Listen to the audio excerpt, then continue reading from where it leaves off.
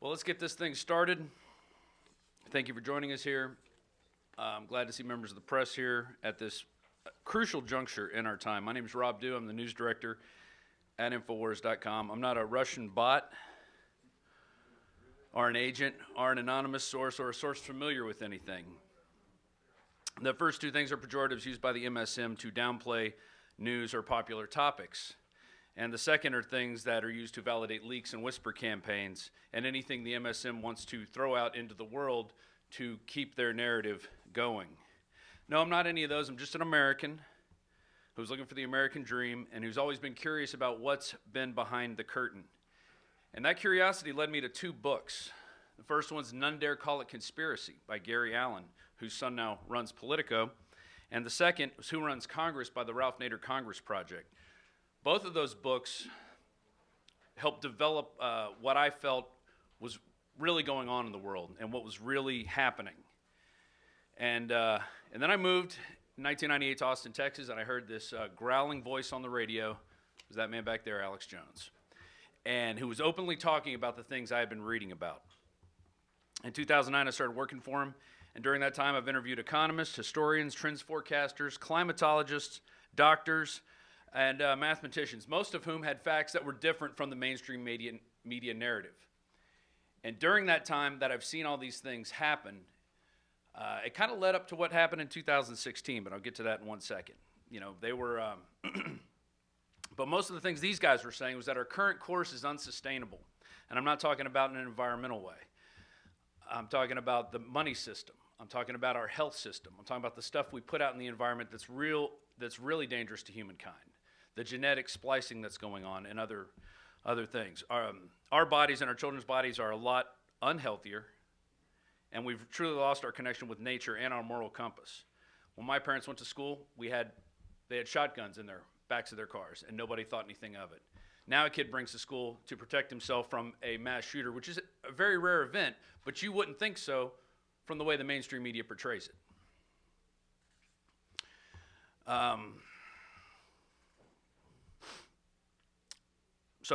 And most of these kids that are these school shooters have been hopped up on drugs, psychotropics, and they're living with parents that are oblivious to their children's world because they're too busy updating their Facebook status. Now, up until 2016, that was fine. The mainstream media was fine with that. But since that time, since Donald Trump started running for president, they've been having a freak out. They've been going crazy. They've been wanting to change the narrative and create things out of nothing, essentially. Take, for instance, the CNN story of Donald Trump feeding fish. That became an international news, and it was totally fake. He did the exact same thing that the Prime Minister of Japan did. But it didn't matter. So where are we now? Now we have Diamond and Silk, two middle-aged black women that Facebook deems unsafe for the community. We have Richard Pan, a man who is forcing every child who wants to go to school in California to get vaccinated, creating laws saying that every website has to have fact checkers and plans and anything that they deem is unsafe. So who's going to put this narrative out there, what is true? They want the government narrative to be the true narrative. And that's why we're all here today. And that's why Alex Jones is here today. And he's got some great announcements to be making. I'm very happy to be a part of this. And with that, I'm going to bring up Jack Posobiec.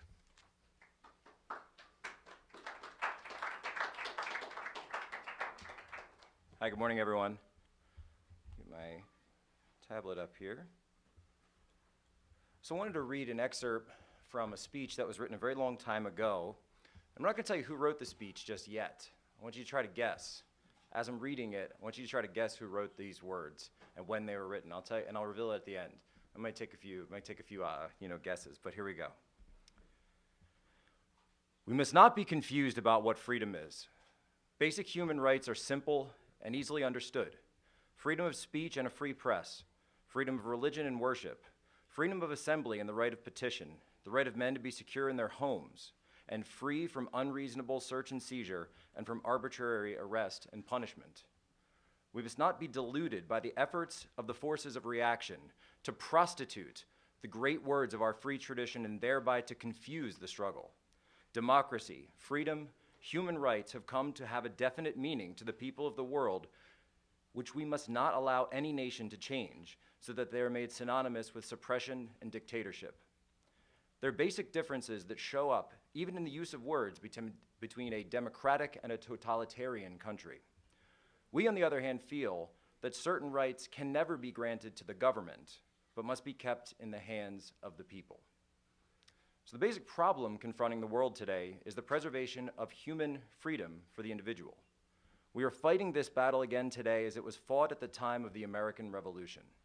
The issue of human liberty is as decisive now as it was then. And I want to give you my conception of what is meant in my country by freedom of the individual. The totalitarian state typically places the will of the people second to the decrees promulgated by a few men at the top. Naturally, there must always be a consideration of the rights of others, but in a democracy, this is not a restriction. Indeed, in our democracies, we make our freedom secure because each of us is expected to respect the rights of others, and we are free to make our own laws. Freedom for our peoples is not only a right, but also a tool. Freedom of speech, freedom of the press, freedom of information, freedom of assembly. These are not just abstract ideals to us. They are tools with which we create a way of life in which we can enjoy freedom. Now, in the United States, we have a capitalistic economy. That is because public opinion favors that type of economy under the conditions in which we live. But we have imposed certain restraints. For instance, we have antitrust laws. These are legal evidence of the determination of the American people to maintain an economy of free competition and not to allow monopolies to take away the people's freedom. Among free men, the end cannot justify the means. We know the patterns of totalitarianism, the single political party, the control of the schools, press, radio, the arts, the sciences, and the church to support autocratic authority. These are the age-old patterns against which men have struggled for 3,000 years. These are the signs of reaction, retreat, and retrogression. The world at large is aware of the tragic consequences for human beings ruled by totalitarian systems.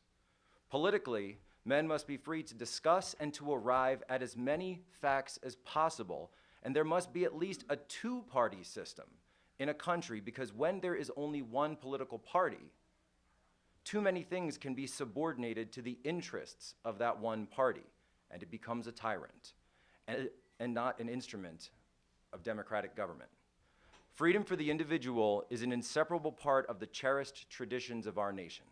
As a citizen of the United States, I pray to Almighty God that we may win another victory here for the rights and freedoms of all men.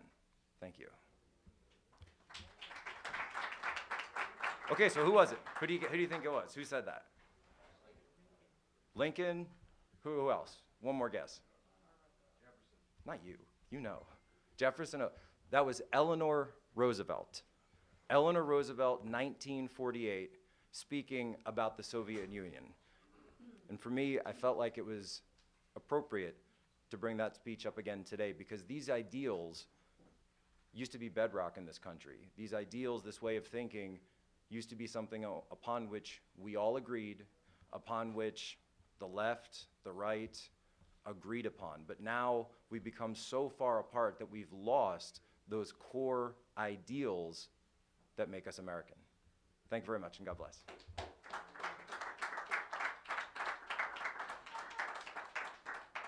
That's Jack Posobiec doing a great job fighting the globalists.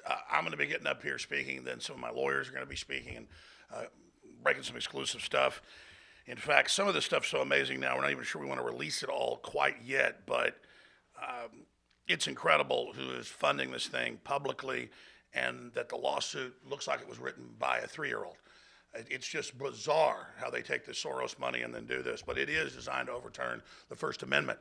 Now, Dr. Jerome Corsi, great patriot, 3-time #1 New York Times bestselling author who's helped really decide at least one major election. He's been targeted, he's been demonized, he's being censored.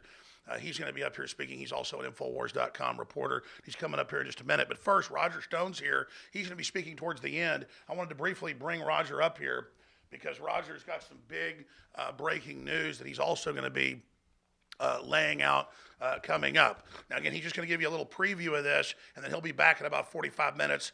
Towards the end, we're going to have a question and answer as well for the press that's here, and we're also going to obviously have these live streams continuing. But Roger, I wanted you to just give people a preview of what's coming up before Dr. Corsi speaks. Thank you, Alex. I'm delighted to be here. I'm honored to be here. I'm glad that Alex Jones said, "Get me, Roger Stone." 2016 was the year in which the mainstream media lost their hammerlock, their complete monopoly on political discourse in this country. Donald Trump's election, in fact, the entire sea change in American politics, was only made possible through a robust and vibrant alternative media allowed through an unfettered internet. Now, those who realize they have made a mistake by having such an open dialogue seek to put the toothpaste back in the tube. This is not only about the 2016 and 2020 elections, it's about the slow motion coup that's going on in this country, where a fabricated dossier can be used to justify legally the illegal surveillance, the unconstitutional surveillance on the Republican candidate for president of the United States. But you see, those who are the perps in that crime don't want any discussion of that crime in the mainstream or the alternative media, and that is why they seek, through a very, I think, duplicitous strategy of lawfare and censorship, to shut us down. It has many different parts. The key to this, of course, is the lawsuits, and I'm facing one from an Obama-blessed front called Project Democracy, who are suing me and Donald Trump, the allegation being that we worked with the Russians to hack the Democratic National Committee and give that material to WikiLeaks.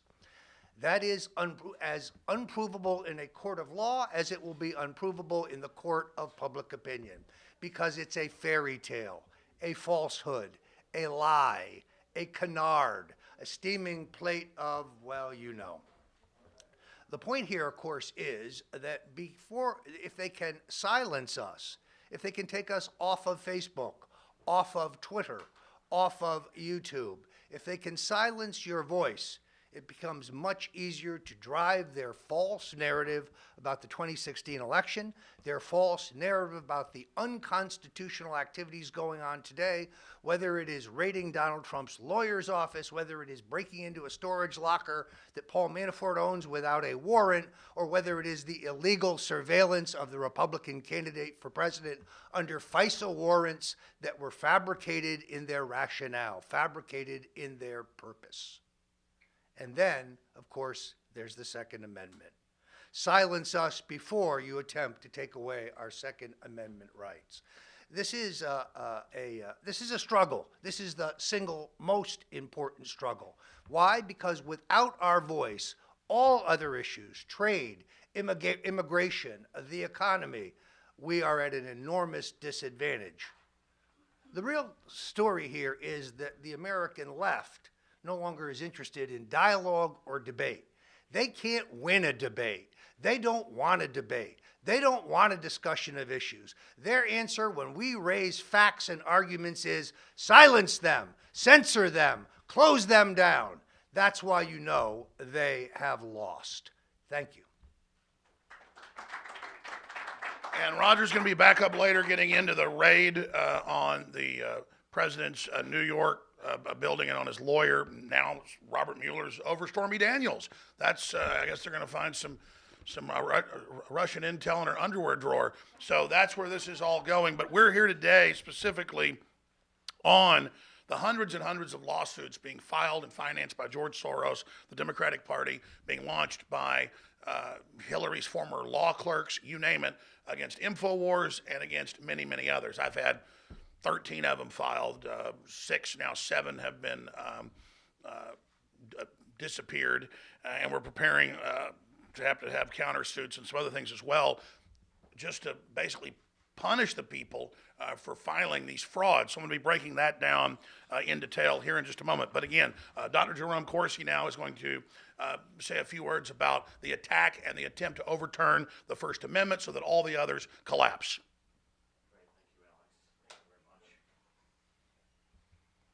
I'm Jerome Corsi, and it's a real pleasure to be here today. I've been a member of this club for many years. Great to have Alex here. I want you to know that I view this as we're at the beginning here of what is going to be a second American Revolution. And it's a second American Revolution, I believe, that is being waged by millions of anonymous people all across the country who are putting their voices behind freedom and behind the Constitution. What's going on right now, and I think the special prosecutor in his thug motions lately, no reason to do anything as he did with Michael Cohen yesterday. I've known Michael Cohen for many, many years. Michael Cohen's a gentleman. He's loyal to Donald Trump, and he would gladly have complied with anything the special prosecutor reasonably asked to be done. The special prosecutor did not need to treat Michael Cohen like a criminal, breaking into his office, his home. This is thuggery. This is not the way the United States of America is to be conducted. This is a complete violation of civil rights and civil behavior. What's at stake now is the Constitution itself, because as I maintained in the book I currently have written, Killing the Deep State, that what we have right now is a coup d'etat that was launched within the FBI and has spread across the entire justice system, the CIA, into the Obama White House. And the crimes that have been committed are most easily defined as treason. And I believe that President Trump will begin quickly here a counterattack in which the real crimes will be prosecuted. The real crimes being Hillary Clinton and John Podesta, whom I read a chapter, were virtually on Putin's payroll. Were being paid millions of dollars for having sold military secrets and the reset to Russia, including this hypersonic technology. We are at a crossroads in which we have to defend the First Amendment, the Second Amendment, the Fourth Amendment, and the Constitution itself. And I know of no better champion of the Constitution, our freedom, than Alex Jones. It's been my honor and privilege to be with Alex now going on to a second year, and I'm honored to have him here at the club, and I want to turn the podium back over to Alex, and thank you for all coming out here today.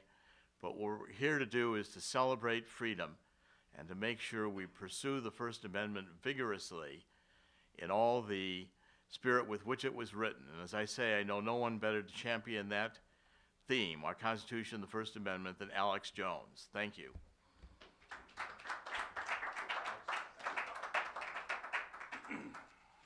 First off, again, thanks for coming out today. I'm going to have one of my lawyers speak with some really important information. Andrew Grossman, a lot of you obviously know him from seeing him on C-SPAN and Fox News, you name it, as a leading First Amendment lawyer and a scholar and expert to break down this lawsuit against us, which is like all the others, totally new in law. And that's from the lawyers, that's from the experts. I haven't just gotten some of the best counsel in the country here in D.C. I've gone to other counsel professors and had them look at it, other top First Amendment trial lawyers, and they say that what it is propaganda, 50, 60, 70, 80-page filings that then defame myself, the First Amendment, President Trump, you name it, where they just say all these horrible things that aren't true, things that we never said, knowing that they are protected in defamation inside the court. So they sue you for defamation. They put the defamation in their filing against you. The dying corporate media then picks it up and goes out and puts it out as gospel and then calls for InfoWars as a precedent-setting case to be deplatformed. And going back about 2 months ago, the new CEO of News Corp, while they're merging with Disney, said, we're going to shut down WikiLeaks and Alex Jones and ISIS, put us together. And he said, once we've shut them down, he said he just met with the tech giants, Google, Facebook, Twitter, we're going to deplatform everybody, and you'll have about 100 choices. This was in the Wall Street Journal. It'll be about 100 choices, and then we're going to make hundreds of billions of dollars. And others picked it up and had the headlines, hold on to your tinfoil hat, Alex Jones, because YouTube is about to ban you. And then They removed videos and said that we said no one died at Parkland and that they were all crisis actors and 24, 25 years old. There was no video of that. They removed our videos and said those videos said that. There was a problem. I had a platform. We re-uploaded the exact videos, the exact files. They got over now 14 million views in about 3 days, Drudge linked to it, and everyone saw students saying, we saw the sheriff's department stand down. That was the videos, was the students saying that Coward County stood down. And now we knew why they took them down 3 days in. We were the first to report that. We had the students on, and we showed the local news clips that they didn't want to get out nationally. And that's why they fear InfoWars or Drudge Report or the Daily Caller or Breitbart or people like Mr. Kincaid right here, is even though we all have diverse, different ideas, we're pro-America. We try to tell the truth. Doesn't mean we don't get some things wrong sometimes. And they don't like the fact that we can challenge their narrative. They didn't want you to hear from those students that saw the stand down. They didn't want the story to be about the stand down. They want it to be about, oh, these 4 students they'd chosen out of 3,000 to be the poster children for disarming the American people. So they've told us, we don't like you putting out different talking points, different ideas than what the Soros Democratic Party funded media wants. And that's the real sin of InfoWars. And that's why we've got to be misrepresented as racist, as Russian agents, as saying Alex Jones believes that there's Martian slave colonies. There's no video, there's no audio, there's no nothing. There's nothing. I had a leftist CIA agent on a totally another subject, and he just blurts that out and then kind of smiles like handing me the bomb. I mean, that, and then the media hits it and says, Jones says there's Martian bases. They're the ones with the fake news. I mean, imagine cooking that up. Now get on there and say there's Martian bases with slave kids and then say Jones said it. That's the fake news. There is no video of that. There is no video. There is video of me talking about gay frogs. And that's admitted with the atrazine. All I was reading, like the Journal of Nature, like 8 years ago. They went, oh my God, we got him now. No one will believe that. We'll cut the Journal of Nature off the front. And it's just Jones saying, the atrazine's turning the friggin' frogs gay. And so, again, you're off the races. They've branded me as that. And so it makes me pretty popular at my kids' school when I go there, because that's the big joke. It's Gay Frog Man. It's the new superhero. It's kind of mutated now into that I'm the gay frog. So there you go. Warn people about toxic chemicals, and then you become the toxic avenger. But instead, in 2018, it's Mr. Gay Frog. So there you go. Mr. Gay Frog, you may disagree with him, but I think I have some free speech rights. So let me just get into some of these points on the lawsuit in the specifics, and then we're going to have Mr. Grossman up here, who's the real expert. Continuing with this war on free speech, this really is an attack on the First Amendment, and if that falls, everything else falls. And as Americans, we should all agree that there should be a First Amendment, and we should all be able to look at the facts and know when university, taxpayer-funded university, because Georgetown claims it's private, it's massively publicly funded, so is their so-called civil rights or free speech clinic that now actively tries to overturn the First Amendment. So here are some of those points. This lawsuit is an assault on the First Amendment right to free speech. It isn't just about myself, but it's about every single American who exercises their right to say what they think about what they see reported in the media and by the government. If Mr. Gilmore wins, Brendan Gilmore, we will lose that right. We're not just saying that. Lawyers across the board have said if this guy actually won, it's not really him, it's the law professors that are, and the whole board Soros funded. It's just incredible, the whole board. If Soros wins, the literal Nazi collaborator that has overthrown all these other countries, if he wins with all his paychecks he sends out, then this will be the repeal of the First Amendment by fiat. And look at the universities. They are now engines of anti-free speech on record. They are now cancers, almost to a one, that do want to overturn the First Amendment as well. And if a woman tries to come and speak from any position they don't like, men will beat her in the head with bike locks till she goes to the hospital, and the mainstream media will say, Antifa needs to be violent fighting these Nazis. They will defame you and call you a Nazi and say you deserve to die. That's the universities. They are now Maoist centers. In fact, they even have adopted, at the University of Texas and other ones, Maoist nomenclature. They call themselves Red Guards. That's what Antifa really is.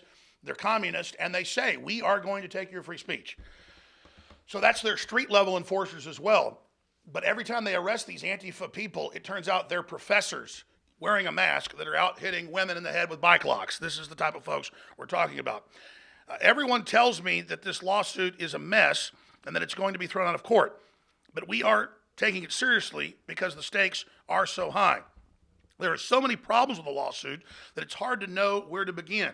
There's the First Amendment issue, and that's the reason enough to get it thrown out. But there are so many other things. Like the complaint doesn't even say how the things we actually said on InfoWars are wrong in any way that matters. And even if I did get something wrong, the complaint never shows that we knew about it and that it was intentional. The Supreme Court says the plaintiff has to show, but there's nothing in the complaint, just some propaganda. I mean, no facts. Then there's the technical thing, personal jurisdiction. Basically, he has to show that we reached out specifically to the state of Virginia when he put the videos online, again, noting that just some propaganda has been put out. And it just continues with, I'm trying to research the filing itself. Everybody should read it. In fact, were we able to print off a bunch of these and bring these today? Because anybody wants one, we've got our counter petition here to have this thrown out of court there so you can read it for yourself. And we've got all the quotes, we've got all the facts, we've got all the information here, and nowhere in it do they show any proof of what they're saying. They also put things in the suit, again, that we never said. They say that I said A, but then I really said C. I mean, that's what's so scary about this is when you talk about the definition of fake news, the definition of fraud and propaganda, that's what this is. But continuing with some of my notes here, and then I'm going to move on to other folks so we can get to the question and answer, the real reason most of you are actually here today. It's just shocking that we're here in Washington, D.C., having to openly try to raise the alarm for the defense of free speech. And what do we have here mainly? Alternative new media, which in many cases is bigger than mainstream media. But notice you don't see so-called mainstream corporate media here predominantly because they have decided to circle the wagons and they have decided to unify behind a project and an operation that the CEO of News Corp openly talked about 2 months ago that I mentioned earlier, to end the First Amendment as we know it because they were arrogant previously and thought that they could just ignore the independent media and that, oh, it was just ragtag groups and, oh, they're the establishment media in the $100 million studios. But as they've learned that on election week, I had 86 million viewers and listeners. That's actually people that tuned in and listened or watched. And when they saw that, and they realized that I had on average 30 to 45 million tuning in every week before that, and they saw our new plateau every week of about 50 million tuning in, they said, we've got to shut this down. But they were always arrogant. Before, Drudge Report's been the biggest news site in the United States for 20 years. And up until about 2 years ago, they were still saying Drudge is going down, Drudge is going to fall apart, Drudge is over, Drudge is a joke. And he was always bigger than they were. And now they finally don't say that anymore. They go, okay, it's the second biggest website period in the world and the largest news site in the world by an order of many, many magnitudes. So a website that 2 or 3 people run has more traffic than all of the mainstream media combined. And then you go down from there and you've got InfoWars, even on their own rigged rating services like Alexa, run by Amazon and Jeff Bezos, where we're thousands of rating levels ahead of MSNBC.com. So again, how do they deal with a website that's got 10 people working at it and it's got many, many, many, many, many times the traffic? I mean, some days thousands of times the traffic. The mainstream media, the mainstream culture, the mainstream establishment, universities and the power elite of both political parties have been rejected. There is a global political realignment taking place on a planetary scale. And the establishment knows that, and they don't know what to do. So that's the point we've gotten to. And we are here in the middle of a very, very serious global revolution. And it's up to all of us to be the Paul Reveres in the modern age to raise the alarm. So I commend the press that's here. You know, I see people right here like Mr. Kincaid. I remember when he used to be on CNN on Crossfire, back when that show had up to 15 million viewers, because they had real people on there having real debates. Now he's here with his little camera, you know, writing his news articles, but he's just as important as he ever was, you see.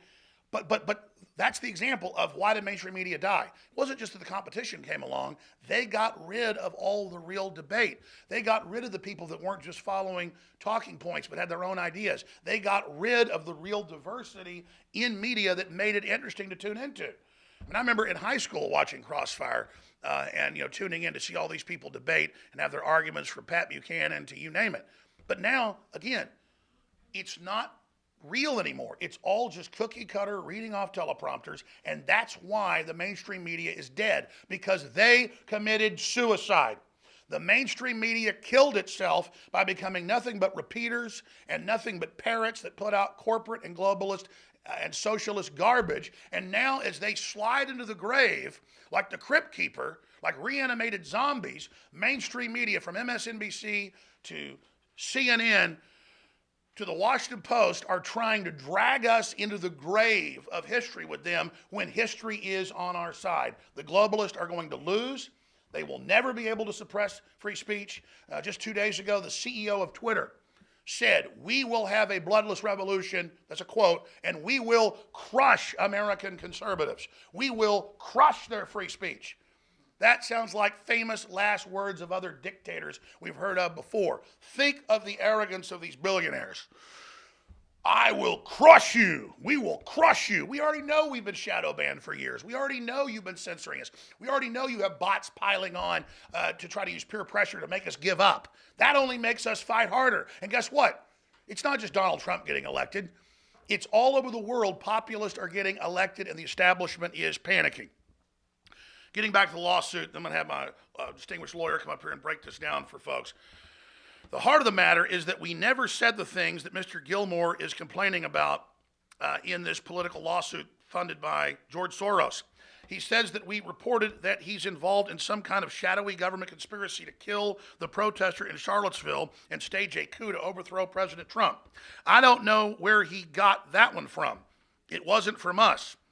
Yes, George Soros has said he wants to overthrow Trump. They've bought full-page ads in the New York Times. And yes, they funded Antifa. That's what we were talking about. Not saying he was George Soros or that he was the whole operation. No, he just went and took photos. He's an innocent guy. And we never said anything about him, saying that he was involved hurting that lady that died that got run over. We said Soros funding Antifa mobs around the country and the police standing down and making both groups of protesters clash into each other are partly to blame, just like the stand down in Coward County at the Parkland school. But again, instead of facing that legitimate issue, it gets turned into this whole new paper tiger to project onto us. What Mr. Gilmore, and again, I think he's a good guy, what Soros and the university is doing with taxpayer money, what he's doing here is twisting our words beyond all recognition so that he can play the victim and bring a lawsuit against myself and get headlines. And that's what the university is really looking for, headlines against the First Amendment. He seems to be enjoying it, and he is a public figure. He's writing articles about it, and it did get him a lot of headlines when he did file it. Will there be that many headlines when it gets thrown out of court? Again, in completion, this isn't just a regular lawsuit, and this is critical. There's a special term for it, a strategic lawsuit against public participation, or SLAPP. What that means is a lawsuit filed to punish someone for their speech, to force legal expenses on them. It's an abuse of the legal system. It's a weaponization of the legal system to intimidate and bully and stifle the First Amendment. That's why so many states have anti-SLAPP laws that go beyond the First Amendment to get these kind of cases dismissed first and then punish the plaintiff for filing it in the first place. Soros has deep pockets. The Democrats have deep pockets. They've got taxpayer money and all these grants they're funneling into Georgetown. That should be investigated. Congress should investigate it. They claim they're a private university. But see, it's the people that are used, the pawns that are brought in by the Democrats and told you've been wronged and who are signed on to these. There was even a Daily Beast article that had a top lawyer in there saying this is very dangerous These plaintiffs, they're not just in this case, but in others, that are suing Jones, these lawsuits openly are just to demonize Jones and the First Amendment and are pieces of defamatory propaganda. They're going to end up getting sued. They're going to end up losing slap because they state in the lawsuits, we want to destroy Jones. This is to teach Jones a lesson. And then when we show that what they're saying isn't true, it's the definition of malice aforethought and intent to do harm. Again, inversion, defame, lie, file it in court, have the media then parrot it out everywhere else, and then try to intimidate and destroy people. Talk about diabolical. It is diabolical because it's coming right out of George Soros. The Texas statute requires a slap plaintiff to pay all the defendant's expenses and also sanctions, and we've got 3 lawyers on it, just in this lawsuit, to stop it from happening again. We're asking the court here to find that the lawsuit is a slap and to make Brendan Gilmore pay our expenses. The point is that you shouldn't be able to do this kind of thing with impunity, and we want to make sure that Brendan Gilmore and the world think twice before they decide to take someone to court over protected speech. And in closing, I'll say this.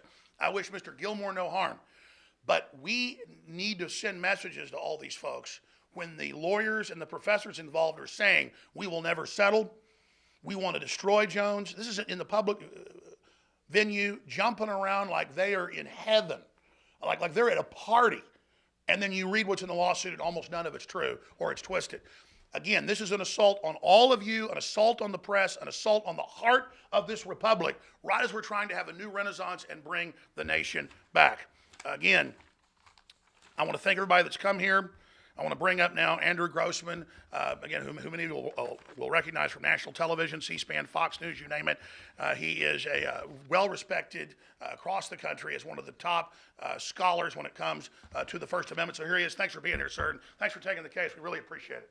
God bless you. Good morning. My name is Andrew Grossman. I'm a partner at the law firm Baker Hostetler. I represent Alex and InfoWars in the lawsuit that was filed by Brendan Gilmore.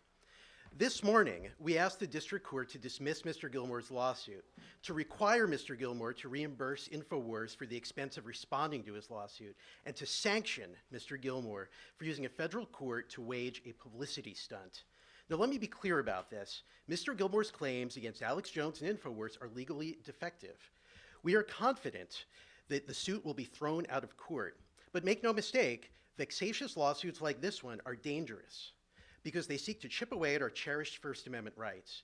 The First Amendment gives all Americans the right to have their say on the day's news. Alex Jones thought it was strange that Mr. Gilmore was popping up in all the media coverage on the events in Charlottesville with what seemed like the same anti-Trump talking points every time.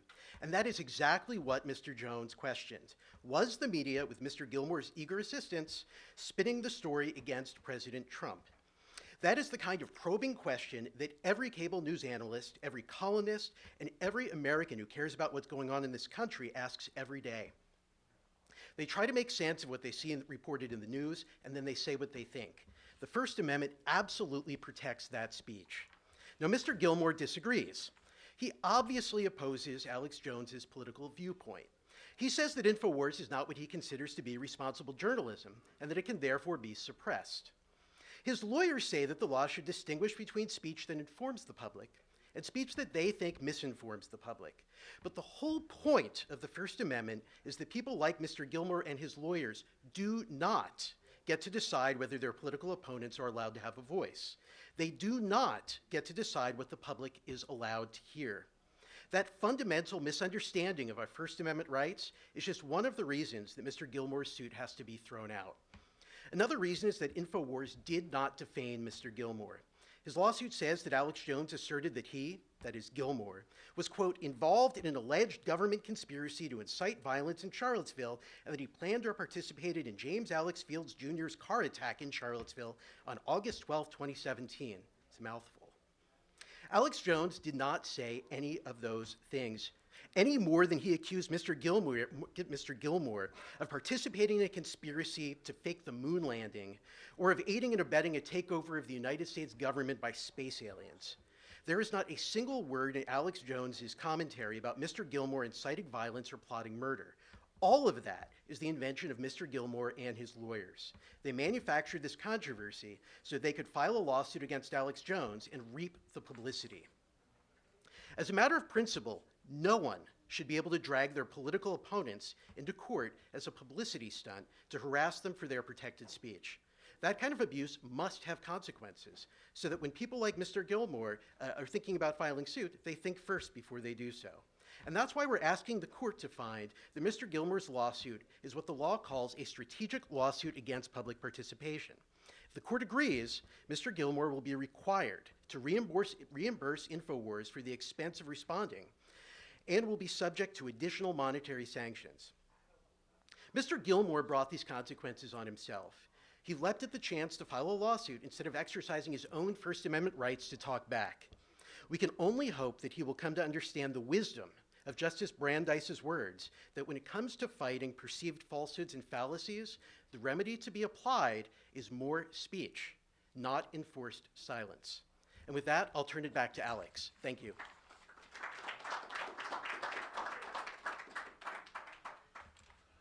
Now, I do want to make a point here about this Soros Georgetown attempt to repeal the First Amendment by this fraudulent lawsuit and this larger pattern. The real bullying here is of my reporters, like Leanne McAdoo, who they've also signed on to this lawsuit. She did nothing but have another reporter from another news agency, Lee Stranahan, on, and they said none of the things they say in the interview that we've painstakingly had lawyers go over and transcribe. So they just tagged her and other people on who are 100% by every measurement completely innocent of what's been said. So I want to bring Leanne McAdoo in here, one of our great reporters for InfoWars.com, who has been assaulted by this vicious George Soros attack. It's just vicious, but that's what he does. Thank you, Alex. Okay, well, bear with me because I'm like petrified of public speaking, but I thought it was much too important to be here today. So, facts don't care about your feelings, right? So I'm Leanne McAdoo. I am a reporter with InfoWars, and I am here today with this kind of ragtag crew of dissenting voices because I've been named in a lawsuit simply for having the good fortune of knowing how to make a video go viral. That's it. I know that sounds crazy, but that is the precedent that is being set with this case. And that should be very concerning for anyone who is in the business of asking questions. So viral videos, right? These are a new currency in today's world that we live in. They are power. They represent power. And it's a power shift from the traditional media sources going to now the new media. And that is very scary to an empire that is used to being able to filter their propaganda through just a few channels. And so here we are. I don't think that any of us want to live in a world where there are no dissenting voices. You can take a look around at any authoritarian state and see what that looks like. It ain't freedom, okay? It's been said that, I might not agree with what you have to say, I might not appreciate it or like it, but I will defend to the death your right to say it. And that is the difference between those of us who enjoy and uphold our constitutional freedoms versus those who seek to eliminate wrongthink. And that's the beauty of living in this country. We have the freedom to make choices, and that's the real power. You can choose, if you don't like what someone's saying, you can choose to change the channel. Or if you don't like what they're printing, you can choose not to buy their paper, right? And it seems as if that's the real crux here, is that's what's happening, is that a majority of Americans are no longer buying what the mainstream media is selling. They're losing a lot of money, a lot of eyes on their content because people are changing the channel. They're making that choice to turn off the programming and tune in to the new media. The new media is there without these state-sponsored swamp tales that are being told directly from the source's mouth, right? But we're talking about deep state, anonymous sources. that cannot be fact-checked. And they might not have the best interests of America at heart. We don't know, right? But these are your sources that they're telling you, whispering. You have to ask yourself, did they have the best interests of America at heart 15 years ago when they were peddling their weapons of mass destruction myth to an all too eager media who was ready and willing to help drum up support for war? A very costly war that we now know in hindsight was launched on a lie. And this was a lie the media was all too happy to tell. And now we're seeing, even now, the media is kind of rejoicing this trampling of our freedoms, even just to ensure that their preferred puppet is elected into office. I mean, is anyone paying attention how many former intelligence agents are running as Democrats in 2018, right? We can't trust America anymore to make the right decisions of who's going to rule over them. I mean, they elected Trump, right? So we've got to get in our guys through the back door and make sure that these guys know who's boss, right? So this is how close we are to slipping into a totalitarian state. And it's not going to be under a dictator. Not yet, right? Not yet. But we can thank those who are meant to check those in power. But instead, they are lined up like lemmings in lockstep with unelected bureaucrats of the deep state and the tech left who can't beat us with ideas, so they are rallying behind censorship and shadow bans. They are pushing this idea that the aggressive, progressive agenda is the only acceptable narrative. Anyone else, eliminate the wrong thinkers, send them off for extreme rehabilitation. No dissenting voices. That's where we're headed. And it's kind of ironic because we've sort of watched over the last year as the aggressive left and the media have actually morphed into the anti-government conspiracy theorizing resistance, right? The dissenting voices. So you've got to beware of rooting for the chipping away of our civil liberties, because that leads to tyranny, and you may soon find yourself being the ones who are silenced. Thank you.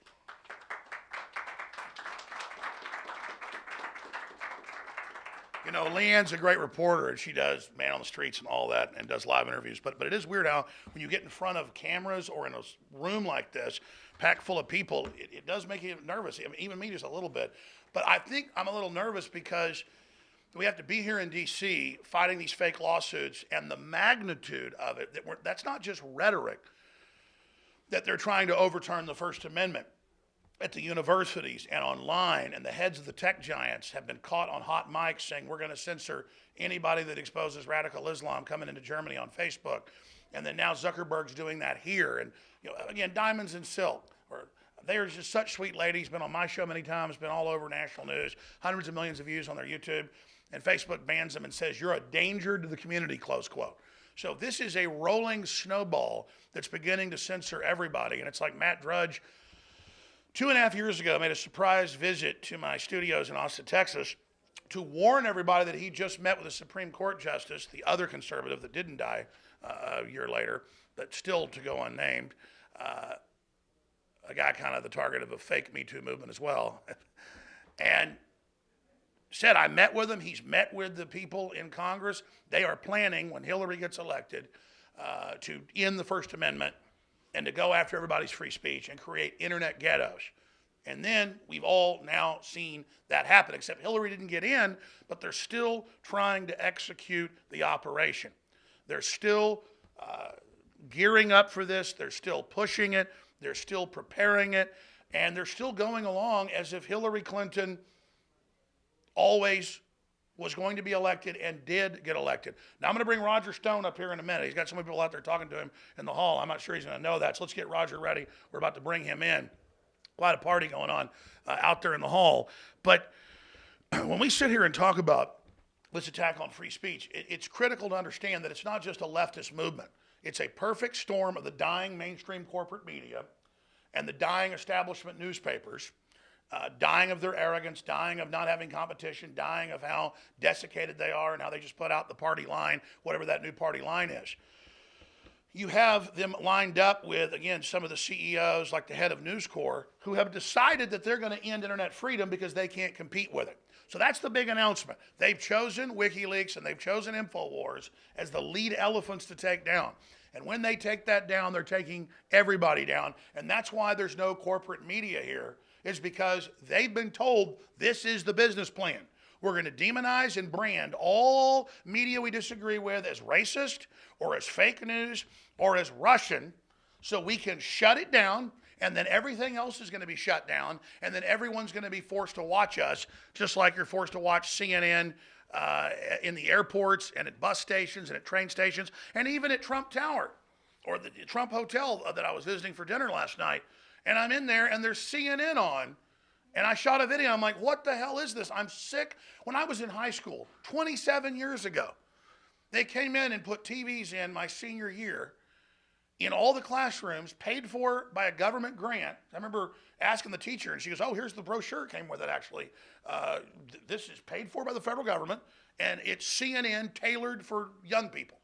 And I'd turn it on, and America's bad, guns are bad, all whites are evil, racist. I mean, I was getting the most hardcore SJW stuff 27 years ago, and it's one reason that I woke up, because my first period class was typing. When I was a senior, I hadn't taken that yet, so I decided to take typing. And I'm sitting there, and now for 10 minutes first, let's watch CNN. And I'd sit there in typing class going, I want to learn how to type better, not taking, 1/6 of the class to sit here and watch 10 minutes of anti-American crap. And I had already read so many history books and things. I knew what authoritarianism was. I knew what propaganda manipulation was. And so, my God, this is like Orwellian. I'm force-fed. I'm trying to eat a steak at Trump Tower, and I got damn CNN looking down on me. And then if I'm in the airport, there it is. And a lot of restaurants, you walk in the bathroom, and there's Anderson Cooper looking down at your ding-ding. And it's like, can I just get these people out of my life? I don't want to censor them. I don't want to shut them down. I don't want to put them in prison. I just want to be able to change the channel, but I can't. Instead, it's every night on CNN. Roger Stone's a Russian Asian. Alex Jones is a criminal demon. George Soros was a Holocaust survivor and battled the Nazis. Alex Jones says he helped them. No, he said it on 60 Minutes. And that's why Soros has a hit out on my free speech, specifically because he doesn't want me to say that he said he had the best time of his life rounding up Jews. You can't make this stuff up. The best time in his life, I quite enjoyed it, smiling like a demon. Talk about psycho world. And he is financing a lawsuit against Leanne. Come back in here. Sweet Leanne McAdoo. Look at this. Come here. Look at this. Seriously, talk about bullying. Come back over here. Because Soros is funding that whole board, that whole deal. What do you want to say to the Nazi collaborator? I mean, he's targeting you already. You want to say something to him?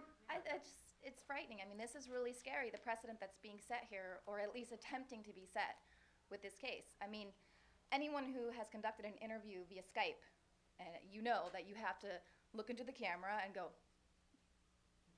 and that's what I'm guilty of? I mean, that's crazy. That is a very bizarre sentiment. And I think But if you tell George Soros that he was a war hero and was secretly Captain America and that he killed Hitler, tell him you killed Hitler and he'll stop suing you. Well, he's literally on video talking about, how happy he was for his, past, his childhood. But the mainstream press says that you are a liar for saying that about him. So that's the thing. They will literally have videos of George Soros, saying how happy he was. Captain America. But that's a lie versus actually not having video of Alex Jones saying things and they just kind of make it all up. So I don't know. Where is the real fake news? Great job, Leanne. There you go. Targeted by Soros. Seriously. So I want to say this. I apologize to George Soros. He actually went in on the D-Day invasion in Normandy. He personally killed 5,000 Nazis and severed Hitler's head. I'm telling you, he is a superhero, not a supervillain. They don't model James Bond movie villains after him. Actually, they admitted 2 James Bond villains ago was actually based on Soros and its quantum group, but that's okay. I want to kneel to Soros and say, your lordship, you are a hero that killed Hitler. There, they'll probably put that out. Anderson Cooper. Jones admits tonight that it was actually George Soros. And here's hidden film footage the OSS had from World War II as he fights 400 SS officers who had actually turned into werewolves and then severs the head of Adolf Hitler. So that's the truth. Soros killed Hitler. So, hail Soros. Now let's get serious. Roger Stone with the big breaking news inside baseball on the whole Mueller thing. That's an attack on our civil rights, our voting. Voting is a form of speech. The ballot box, of course, jury box, the grand jury box. These are all part of our speech, part of our action. And our basic civil rights are under attack. They want to overturn the president we've elected who's turning the country around. And they believe that they were about to have their final revolution to overturn this country and bring us into globalist servitude. But we grabbed their victory out of their jaws, and they are so angry. So Roger Stone, come on up here, my friend, and we've got a few more speakers, and we're going to have a question and answer and probably have at least 45 minutes of that. Thank you again, Alex. Well, what Alex said is true. I think that one cannot underestimate the deep enmity that the two-party duopoly and the political government media establishment has for this president. And one cannot underestimate their intention to remove him at all costs on any basis. As I have said and written, if their Russian collusion delusion fails, and it appears to be collapsing around their ankles even as we speak, well, then we'll move on to the 29th Amendment and an argument that the president is somehow unfit to serve. You can already see people like Joe Scarborough and Don Lemon and others trying to lay the groundwork for that argument.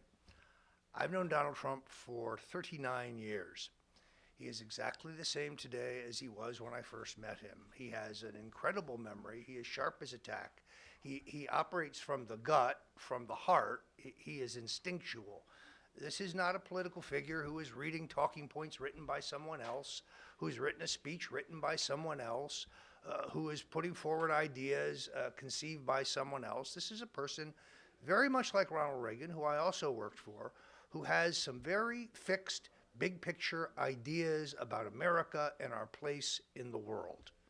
And everything we see today in terms of this campaign of censorship, this effort by the tech left in Silicon Valley to take away our free speech rights as a precursor to stealing the next election, and to, before they do that, nullifying the Second Amendment to make it safer for them to do so, is a reaction to the improbable, incredible election of Donald Trump. Now, we are going to have to explore the question, the broader question of surveillance in the last election. As many of you know, I am a veteran of the Nixon administration. Richard Nixon was my mentor.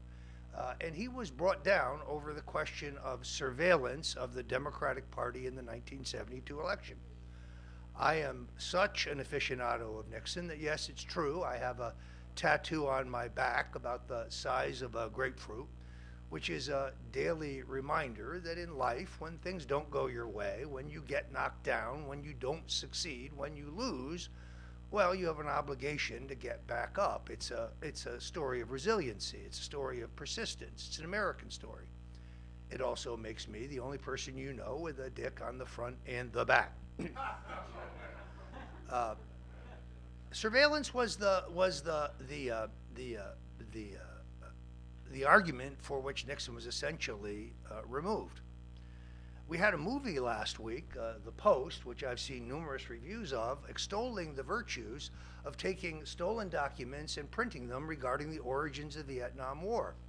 The same people who think this is the greatest movie ever made want Julian Assange jailed. Why? Because he gets documents and information from whistleblowers and he publishes it. Here's the difference between WikiLeaks and the Washington Post and the New York Times. In 11 years of publications, nothing Julian Assange and WikiLeaks have ever published has been questioned in terms of its accuracy or its authenticity. Can the New York Times say that? Can the Washington Post say that? Can CNN say that? The answer is no. So the vilification of InfoWars, the vilification of WikiLeaks, is because we stand between them and their attempt to take back the political system in this country. Those who want to impeach or remove Donald Trump should be mindful that we have a 100% increase in economic growth, that GDP and the national economy is growing at 3%.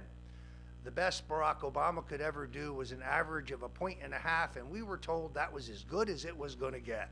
You just don't understand. This is the new global economy. Get used to accepting less.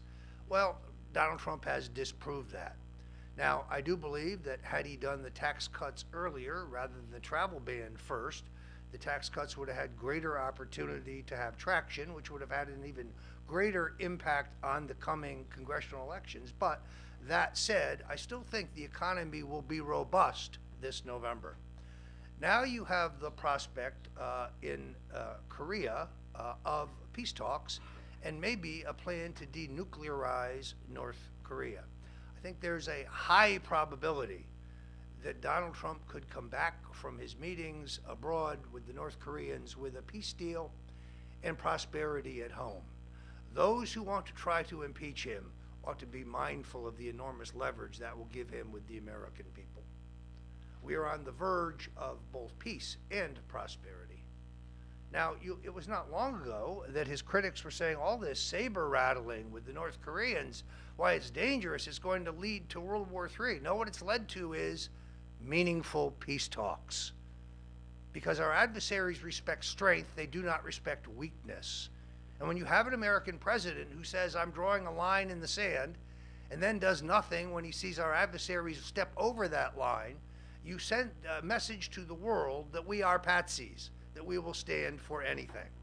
Well, there's a new sheriff in town, and he's presiding over an economic and a social and a moral reform and resurgence of America. And that is why they seek to remove him. Why do they want to silence InfoWars? Because we're the tip of the spear. Because we cover the stories that no one else will cover. Because we have no corporate sponsors who say, Alex, you can't say this, you can't cover that, you can't focus on this. No, Alex Jones and InfoWars go wherever the facts lead us. That's why millions of Americans tune in every day to see what's on InfoWars. And it's also why we are the test case. Make no mistake about it. If InfoWars is strangled, if we're taken off of YouTube, if we're taken off of Facebook, if we're removed from the internet, in essence, don't think the Daily Caller's not next, or Breitbart, or Town Hall, or Gateway Pundit, or any number of other great alternative media outlets. We are the test case. Why? Because we are the most audacious, because we are the most pugnacious, because we believe in America and we're not ashamed to say it, and because, generally speaking, we support this president. Now, you'll find some criticism on InfoWars. We don't like the recent spending bill that he passed, or signed, I should say. But you will find more objective investigative reporting on InfoWars today than you found at CNN for the last 10 years. I'm proud to be associated with InfoWars because of our courage, because we are not afraid of a fight, because we will speak the truth, and because we have no corporate masters telling us what we can say and what we cannot say. Now, I am going to undertake a lawsuit to sue the federal government to get to the bottom of whether or not, as the New York Times reported on January 20th of 2017, I was the subject of a FISA warrant. I'd like to know the probable cause for that warrant. I've never been to Russia. I have no Russian clients. I have no Russian contacts. And I had no contact with any Russians in the years preceding the run-up to the 2016 election. If we are looking at a situation in which fabricated evidence was used as the legal rationale for the surveillance of the Republican candidate for president, it would be the greatest single abuse of power in American history. It would be using the power and the authority of the state to spy on the nominee of one of our two major parties. That's interference in the 2016 election. And that is why they are pushing back so hard, because they are busted. Because the emails and text messages of Peter Strzok and his girlfriend and other records brought forward largely by the folks at Judicial Watch have demonstrated the naked partisan nature of this assault on our president. I'll be filing in the federal courts very shortly in an attempt to get at the bottom of whether I was unconstitutionally surveilled. I also, like Alex Jones, I have to fight a panoply of phony harassment lawsuits that are filled with lies, but that are peopled by Ivy League educated attorneys who know that they are in violation of their oath, but do so anyway for partisan purposes. Like my mentor, Richard Nixon, like my president, Donald Trump, like Alex Jones, I'm a fighter. I have no intention of rolling over to this attempt to strangle our free speech rights. Thank you. All right, we've got two more speakers that are going to pop in. We're going to talk to Lee Stranahan. We're going to talk to Lucien Windrich with the Gateway Pundit. Both those groups have been sued, the Gateway Pundit, but also Lee Stranahan, who's a syndicated radio host, TV host, and has a popular website. And he was the fellow that was on with Leanne on the television/radio program a few months ago when we had the situation again in Charlottesville. And they simply said, who's this guy we see everywhere? All he puts out is Democratic talking points. Look how obvious they're not talking to any other witnesses. That's what we're saying. Just like the 4 high schoolers they chose to be PR people. And within one day of the event in Florida, they were already saying that that they were funded by the March for Our Lives, which was funded by the whole Soros Women's March. And they brag about that. And we simply point out, man, George Soros again, this guy never quits. Now, we've got Millie Weaver, one of our reporters here, and of course, one of our camera people, Gavin Wentz. So just for a few minutes, Millie, you didn't know you were going to do this. I wanted to just randomly get your take on what you think these assaults on free speech are all about, and what you think we can do to counter it. Because I think the obvious thing is there needs to be congressional hearings. There needs to be, Trump needs to bust up these big tech companies that are anti-free speech. I mean, that's the action needs to be taken by the executive immediately, because this country is in clear and present danger. But you're one of our roving reporters that goes all over the country. What are you seeing across the country, just briefly? Millie Weaver. Hi, I'm Millie Weaver. I'm a reporter for InfoWars, and the reason I brought this microphone up here to show you guys is there have been so many times that I've been accosted, spit at, had urine thrown on me by rogue people, especially Antifa groups, radical communist leftist groups, because of the lies and propaganda that the mainstream media spews about InfoWars and Alex Jones. So I get attacked because of these lies, physically attacked. Now, a lot of this lawsuit that's been put against Alex Jones and InfoWars surrounds Charlottesville. I was there in Charlottesville. I was the InfoWars reporter on the ground reporting to you guys what happened.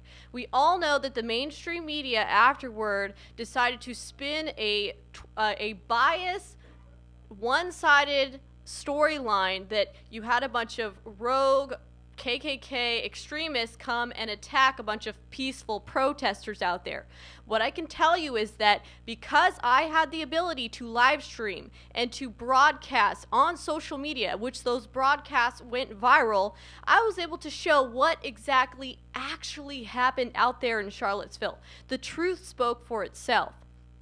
Okay, there was violence on both sides, but I will say the overwhelming majority of the violence was coming from the Antifa, leftist, anti-protesters, the ones protesting people who were out there trying to stand up for protecting a statue. And yes, there were rogue elements on both sides. But one side came with pepper spray, tear gas canisters, ice chests full of water balloons with chemicals and urine and feces in them to throw. And that was depicted and caught through my ability to live stream, broadcast on Facebook, on YouTube, on these social media sites that they want to remove us from.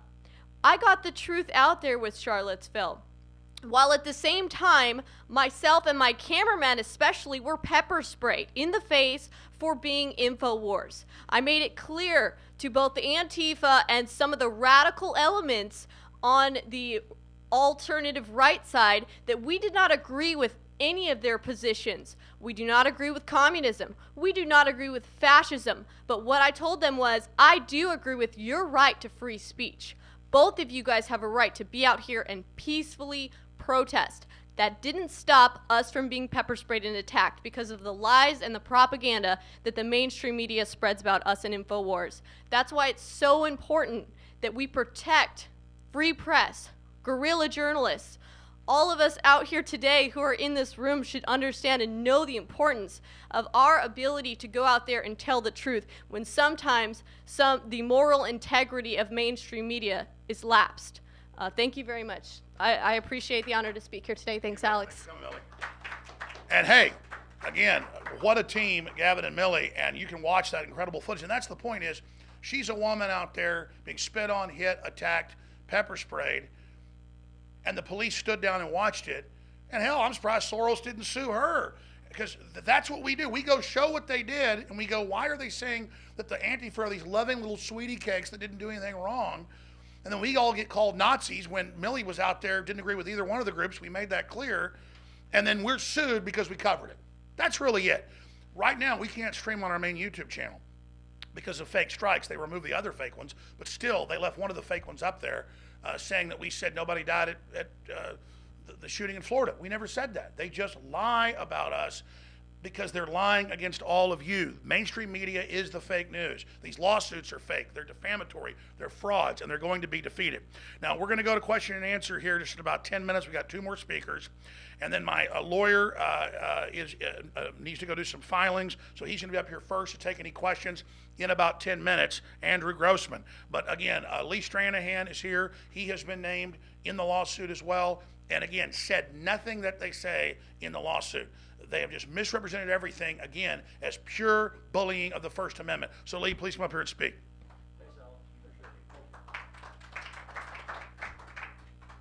Thanks, everybody. First, I'm a reporter, so I have to ask Millie a question.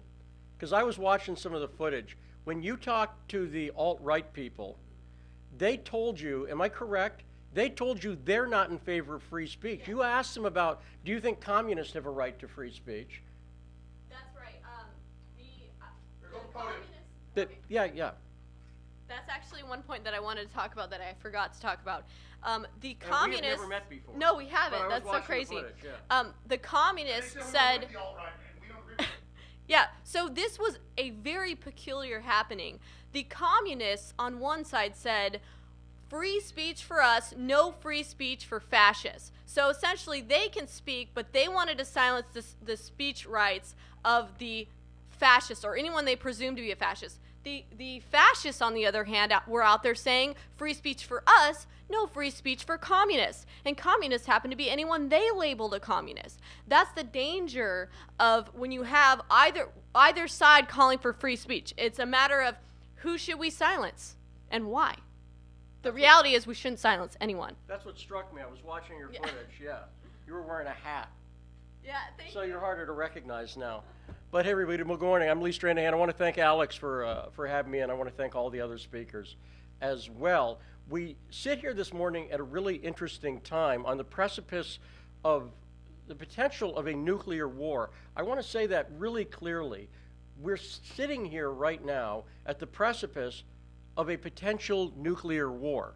And I say this as somebody who's got kids, but also as somebody who 5 years ago quit my job at Breitbart News to go to Lebanon to report on the Syrian conflict. I came back in 2013 talking about stuff I didn't see anybody in the mainstream press talk about. I was talking about a group called ISIS. I interviewed over there people from the UNHCR. I interviewed religious leaders, including Louis Sacco, the Patriarch of Babylon, who's the head of the Iraqi Catholic Church. I interviewed Muslim refugees, Druze, Christian refugees in the town of Malula. Now, I would love to show you that footage. I would love for you all to watch what I said about the Syrian crisis 5 years ago, but you can't watch it. And the reason you can't watch it is last year, my entire YouTube channel, 1,000 videos, 10 years of work, was taken down summarily by YouTube with no explanation on 3 community guideline strikes. Every video I'd made, including videos of my family, including the comedy videos that I'd made against the Republicans back before I worked for the Huffington Post, which I did, when I was a Democrat, all of my videos were removed, every single one of them. Now, I say this because I approach people, especially if you're here from the mainstream media, I'm going to try a different tack. I approach you as colleagues. I approach you as other members of the media who, just like everybody who's spoken, depend on something. You depend on the First Amendment. You depend on New York Times versus Sullivan, which if you haven't read it, I would strongly recommend you read. You depend on things like Brandenburg, my lawyer's here, is that correct? Am I getting it right? There we go, Brandenburg, right? You depend on these things for your livelihood. Now, I have a 10-year career of doing journalism. I came into journalism late in my 40s. I have done factual reporting for 10 years on big stories that the mainstream media frankly got wrong. The Anthony Weiner story is an obvious one. The John Edwards story is another one. And I have seen, and I host a radio show now on Radio Sputnik, and part of the reason I did it is part of the reason I work for Russia, I have never bought into the Russia narrative that I have seen drive us into war. We live in a very, very interesting time now because everybody watching this has one of these, whatever brand they have, and has the ability to fact check everything every one of us in the media says all the time. And the reason Alex has gained in popularity after, how long have you been doing this, 25 years now? 23, right? The reason, I used to live in Austin when Alex was a local renowned person. The reason Alex succeeded is because when people look up the information he says, they often find when Alex is bravely taking on the CIA, is talking about things like MK Ultra or Mongoose or Northwoods. Anybody can look those up. When Alex drops Carol Quigley's name, as he did recently with me, people look it up and they go, oh my gosh, what he's saying is completely right and completely provable. Now, time is short and we want to get to Q&A, so I just want to leave you with, I'm going to rip this off. This is from one of my favorite movies, People versus Larry Flint. I'm not asking you if you like or agree with the other people who've spoken. I don't always agree with them. But what I do like, and what I do agree with, is that we live in a country where you are free to listen to Alex Jones or to not listen to Alex Jones. You're free to believe what you see on InfoWars or to say that's a bunch of trash. We live in a free country. We hear that a lot, but I'm going to say it again. We live in a free country. And when you go back, particularly if in the mainstream media, to file your story, I want you to think about, don't just look at a lawsuit and look at whose name is on the defendant's list and go, well, gee, Alex Jones, screw that guy. Gee, a guy from Breitbart, screw that guy. Read the content of the lawsuit. Do your job as journalist. Because very soon you may find you don't have any freedom at all. And that's what I want to leave you with. Again, I ask you as colleagues in the profession of journalism, take this seriously. Because with the DHS list and everything else going on, you need to take it seriously. Thank you very much. Thank you. That's a great point. We got one more speaker, and we're going to go right to your question and answers for another 50 minutes or so, and I appreciate everybody being here. Obviously, the folks that are here and watching online do take this seriously. But that's a great point. The whole rogue government, the whole rogue Justice Department that just raided the president's tower and his lawyer at the behest of Mueller. So again, now it's about women from 11 years ago in the whole Russiagate investigation. They're creating a database of all of the most influential liberal, conservative, Christian, you name it, right out of Nazi Germany, so that during a civil emergency, those people can be targeted. And they're creating a database of where they live, where they are. Now, I remember hearing decades ago this was going on. They had a roundup list during civil emergency, and a lot of that's now been declassified and admitted.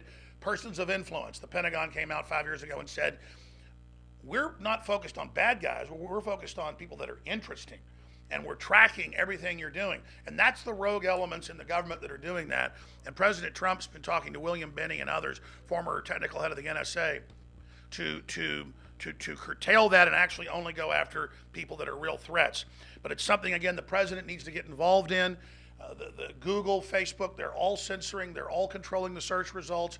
A iron curtain of free speech suppression is already here, and it's getting more intense every day. So I, again, salute you all for being here. I want to thank everybody that's watching. You can get around the censors online on the live streams by sharing the links via your email or by hand or telling your colleagues about the live streams. Everybody's welcome to re-upload this on your own channels. Everything we put out is free to air, copyright free. My radio show, my TV show, David Knight, it's live right now in our InfoWars studios in Austin, Texas. The answer is citizens becoming journalists, citizens getting involved, and they can't stop a wave of red-blooded Americans, of people that understand freedom of speech. Now, Lucien Winrich is one of the great writers over at Gateway Pundit. They've also been sued in this asinine suit.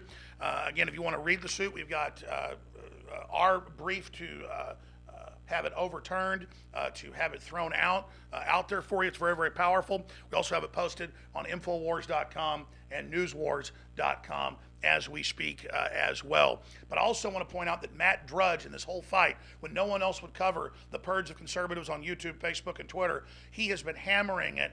And so many times when we've turned back the censorship or gotten attention or gotten the president focused on it now to look at busting up these monopolies, it's been because of Drudge Report and, again, the First Amendment. So my thanks again to Matt Drudge, who many years ago, back in '99, spoke here at the press club and predicted so much of what has now happened and so much of what has now unfolded. So again, let's bring up our last speaker and we'll go right to your questions. Mr.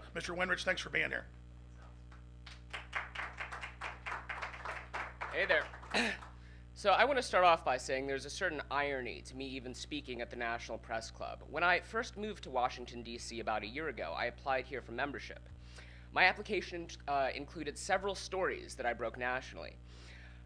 My membership was blocked by the board here, who said that I've done too much damage to the reputability of mainstream journalism to be granted any sort of membership among the elites. Since the election of Trump, the mainstream media has realized that the lies and propaganda they've been spewing out for decades is not as effective as it once was. This latest lawsuit is part of their larger battle to control the entire media narrative and brainwash the American people. Gilmore, the man behind this lawsuit, wrote an op-ed for Politico shortly after Charlottesville, where he admitted he had ties to Soros. He admitted that he worked for the State Department. He admitted he was a far-left agitator. These facts that the mainstream media attempted to bury are exactly what we all reported on. So why are we being sued for reporting what Gilmore himself admitted to?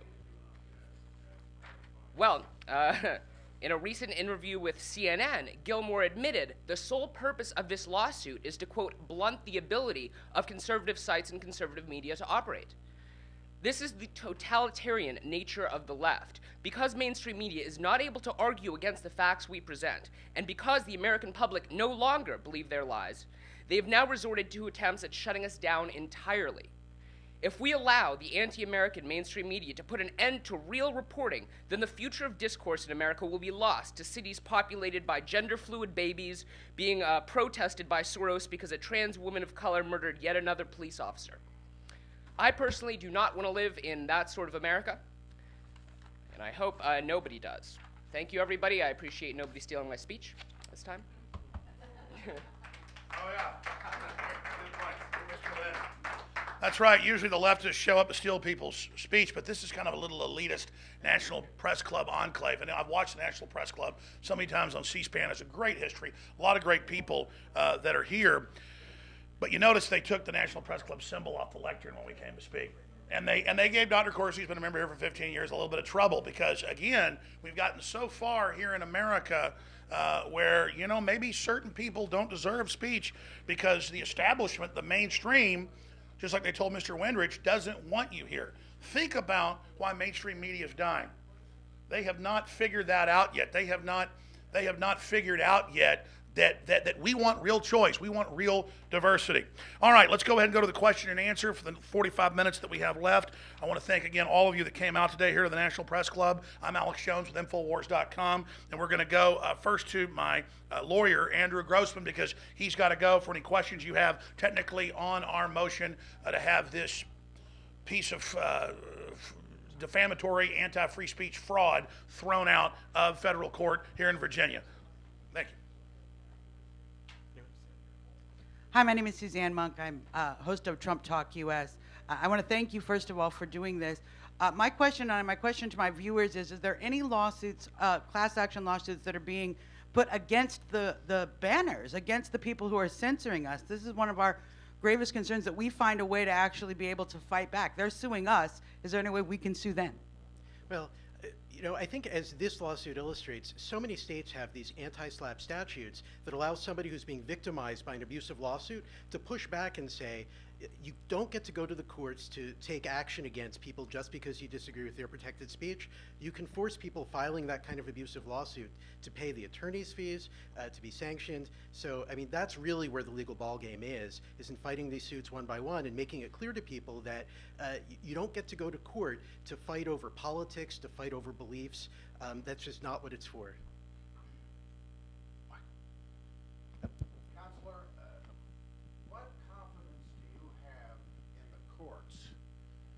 I raised that question. My name's Cliff Kincaid with America Survival TV because we just reported on a group of Obama judges in the Fourth Circuit ruling that a war memorial in Bladensburg, Maryland has to be destroyed. It's been sitting for 100 years because it includes a Christian cross. This is what the courts are about now. You know it, I know it. So what confidence do you have in the courts that they're going to rule on the basis of law and the Constitution and not rule against you and Alex Jones because they don't like you? You know, our federal courts it's a wonderful court system. There are some bad eggs here and there. There are judges who sometimes issue questionable rulings. But at the same time, it's a system that works pretty well. There's a lot of variation between the states. But I think over and all, at this point, with our constitutional rights, you generally get a fair shake. Not always, but generally. Mr. Grossman, Jason Goodman from Crowdsource the Truth. The same individual who spoke to Alex about Martian slave children has brought a lawsuit against Crowdsource the Truth after we introduced evidence that he's engaged in felony charity fraud. Is there any way that I can bring that to the attention of authorities and have him brought up on criminal charges, not as a punitive step against the lawsuit, but it seems like the lawsuit is an effort on his part to suppress that information and silence me? I can't really comment on that because I'm not familiar with the facts of the matter. Obviously, if you have an attorney representing you in your lawsuit, you should probably speak with them about that. Well, and of course, as you've stated, that's his goal, the punitive measures of the financial damage something like that would cause. But thank you for your answer. Thanks, ma'am. Good luck. So a lot is going on. My name is Cherie Saber, Moms for Trump. It appears to me, Mr. Jones and everyone here, there will be a lot of lawsuits going forward. This is a very interesting time that we're living in, as we all know.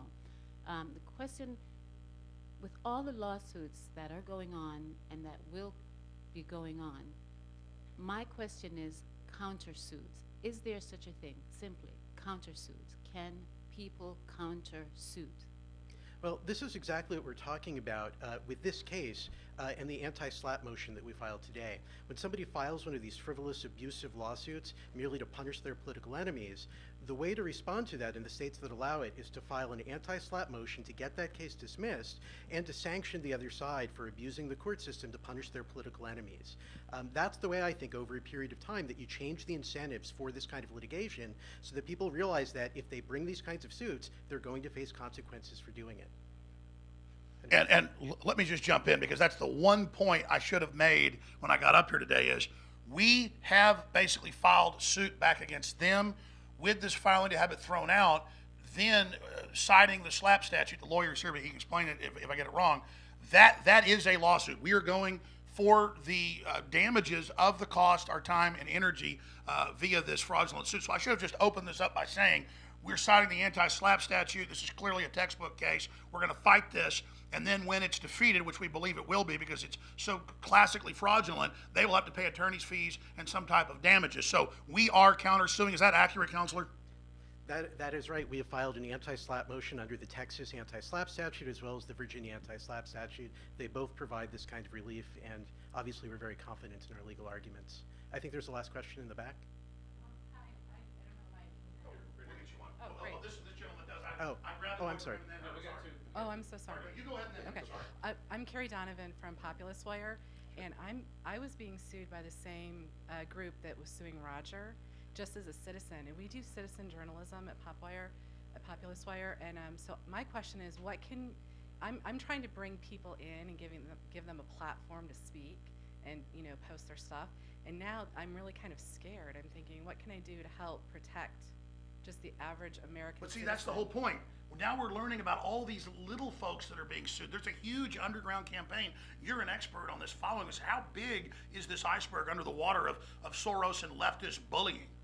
I mean, we have seen more and more of this in recent years, of people, rather than engaging in public debate, simply going to court to challenge people and bringing defamation claims and emotional distress claims and things like that in many cases are unfounded. It is abusive. States are getting wise to that, and they're passing statutes to deal with that. There are some great resources online from the Reporters Committee for the Freedom of the Press and from some others that provide background on those statutes. There are groups that provide pro bono legal defense for individuals who are subject to those kinds of lawsuits and can provide advice on how to deal with them. There really are a lot of resources out there, but it is a huge problem and one that unfortunately is only growing. Mr. Grossman, good morning, and good morning to the InfoWars team. It's great to have you guys in D.C. As a citizen journalist myself, has kind of been encouraged, to join the fight, finding InfoWars and looking for the truth. It's great to have you guys here. I'm just curious, what you think about the modern day legal profession and having, lawyers for hire these days. They're willing to file, just about any type of lawsuit, against, free speech groups like, Alex Jones and people fighting, to get the real news out. What does it say about, when millions of dollars are just brought to the, to these lawyers and to bring these type of lawsuits forward? What does it say about the profession these days?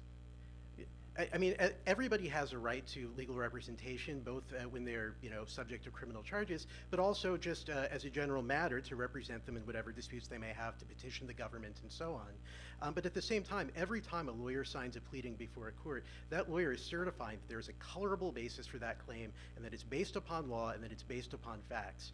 And if lawyers are filing things that violate those certifications, they deserve to be sanctioned for that.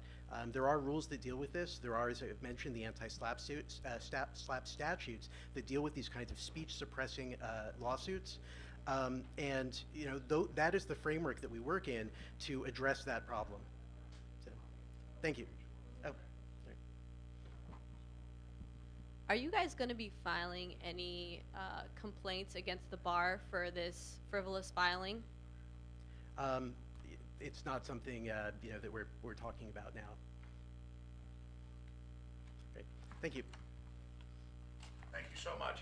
And again, just to be clear, we have filed an anti-SLAPP lawsuit against this fraudulent suit filed by Georgetown and by the individual that they used to file it. And so that's really the big news here today, and I should have announced that up front. Can you just spend a minute technically explaining that to folks again? Because it didn't seem to sink into me, even though I know the facts that some folks keep asking. I think for the press, can you just make another statement on that, and we'll let you get back to work, sir? Thanks. Sure. So we took advantage. The motion that we filed this morning is brought under, among other things, Texas's anti-SLAPP statute and Virginia's anti-SLAPP statute. Texas' anti-SLAPP statute provides for very fast dismissal of cases that are brought that challenge people's First Amendment rights, particularly their speech rights. And it permits fast dismissal of those cases if they're unfounded in law, if they're not supported by facts. And when a case is dismissed in that way, when it is identified by the court as being a SLAPP, a strategic lawsuit against public policy, the court is required to reward attorney's fees to the defendant, is required to award costs, litigation costs, to the defendant. In other words, the plaintiff of the SLAPP suit pays for those things. And then the court is also required to sanction the plaintiff so as to deter further abuses. That's the kind of motion that we filed today. That is the relief we're asking the court for. In our view, this particular suit is legally unfounded. It has no basis in fact. It is contrary to law. And on that basis, it is a SLAPP suit. It must be dismissed. And my clients, Alex Jones and InfoWars, are entitled to have their expenses recompensed so that they are not the ones who are punished by this abusive lawsuit. You had one more question, sir? Yes, thank you. I'm Bob Cunningham, and I'm interested in the attacks on the First Amendment. I know you said that there's damages that could be awarded. How about punitive? Can there be punitive damages? Well, the Texas statute in particular provides, in addition to costs and attorney's fees, sanctions, in other words, additional sanctions against the plaintiff to prevent them from undertaking the same sort of abusive conduct again. So I don't know that you would necessarily call that exactly punitive damages, but at the same time, it is at least of a similar genre. Okay, I think we're going to switch out. Thank you. Thanks, Andrew. Thank you. Good job. Thank you very much. Thank you. All right, who's got the other mic? Here. Okay. Okay, who's again, got- folks, we're live broadcasting worldwide. A bunch of other people are transmitting out here as well. And to the globalist horror, of course, hundreds of thousands are watching us right now just on these streams. That my syndicated radio show that reaches millions an hour is carrying this right now with David Knight. And here's the big announcement. We have filed a countersuit against Georgetown and this fraudulent suit. We are seeking, obviously, those damages. And we're going to continue with the Pepe the Frog filing against us. We're going to continue in Texas with these other filings.